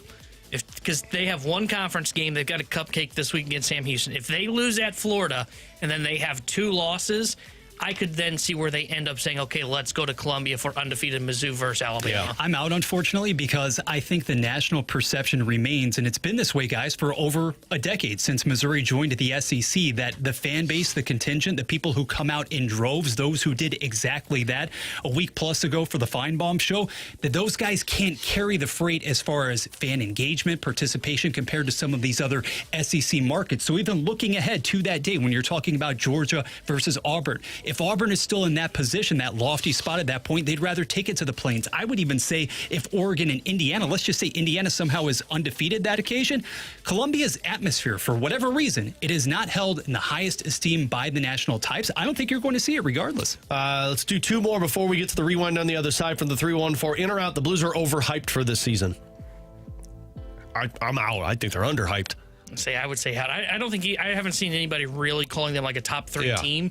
Now, if I see something that comes out that says that, then, maybe I think your overhyped teams are Utah, Minnesota, Calgary, and Anaheim. It wouldn't be a year in which we didn't get a chance to not overhype Utah. So if somebody's going to be, Utah's going to fight for a top 3 spot in the division, and then I'm going to scream from the mountaintops, they still don't have a goalie, but then they won't care about that. I think those are going to be the teams you're hearing. Calgary, Anaheim, Minnesota, Utah, probably Nashville at some point. People are going to act like they're better than what they are.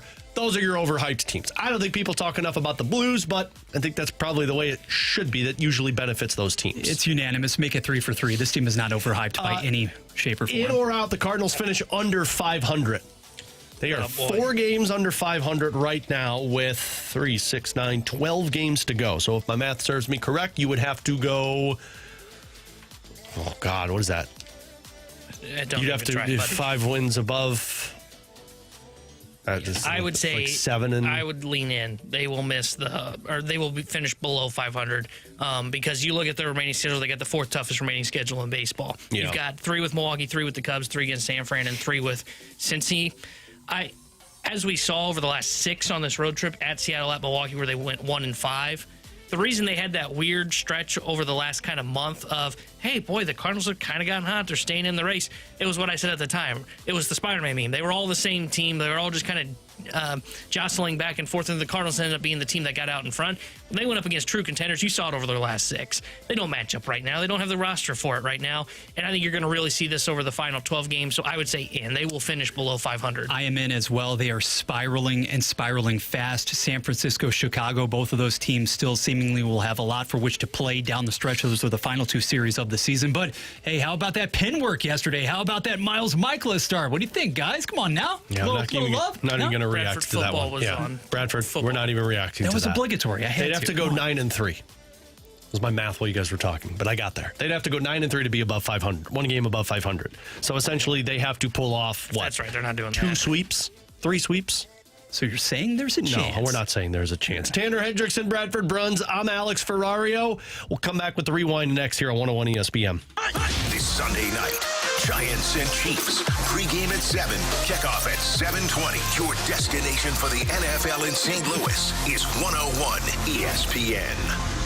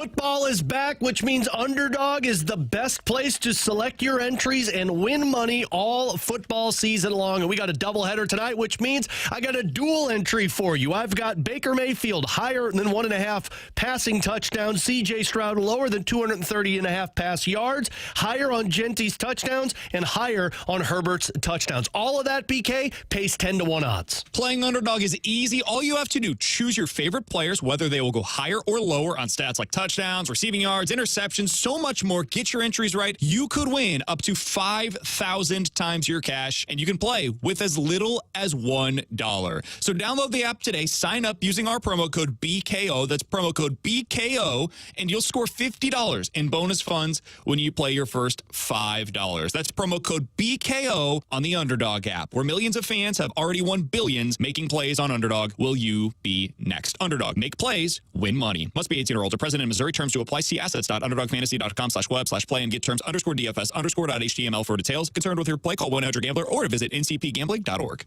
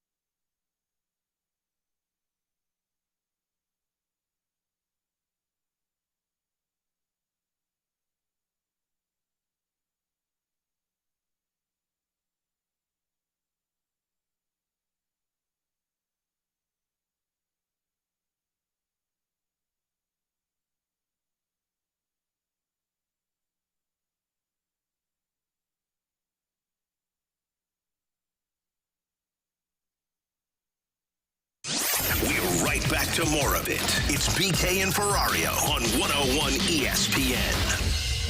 Let's run it back with a daily rewind on BK and Ferrario. Brought to you by Gloria Loom, your home sold guaranteed realty. Selling your home begins at GloriaHasTheBuyers.com.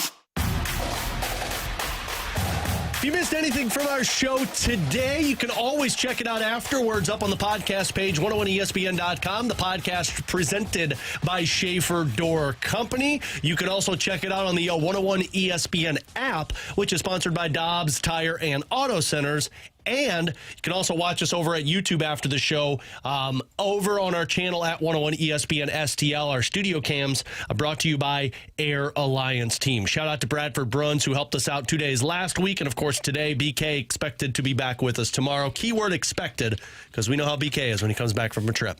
You know, got to get over that time change. You don't have to throw the guy under the little bus. fatigue. Oh, I always throw him under the bus. Doesn't he throw me under the bus when I'm gone? No, he does it when you're here.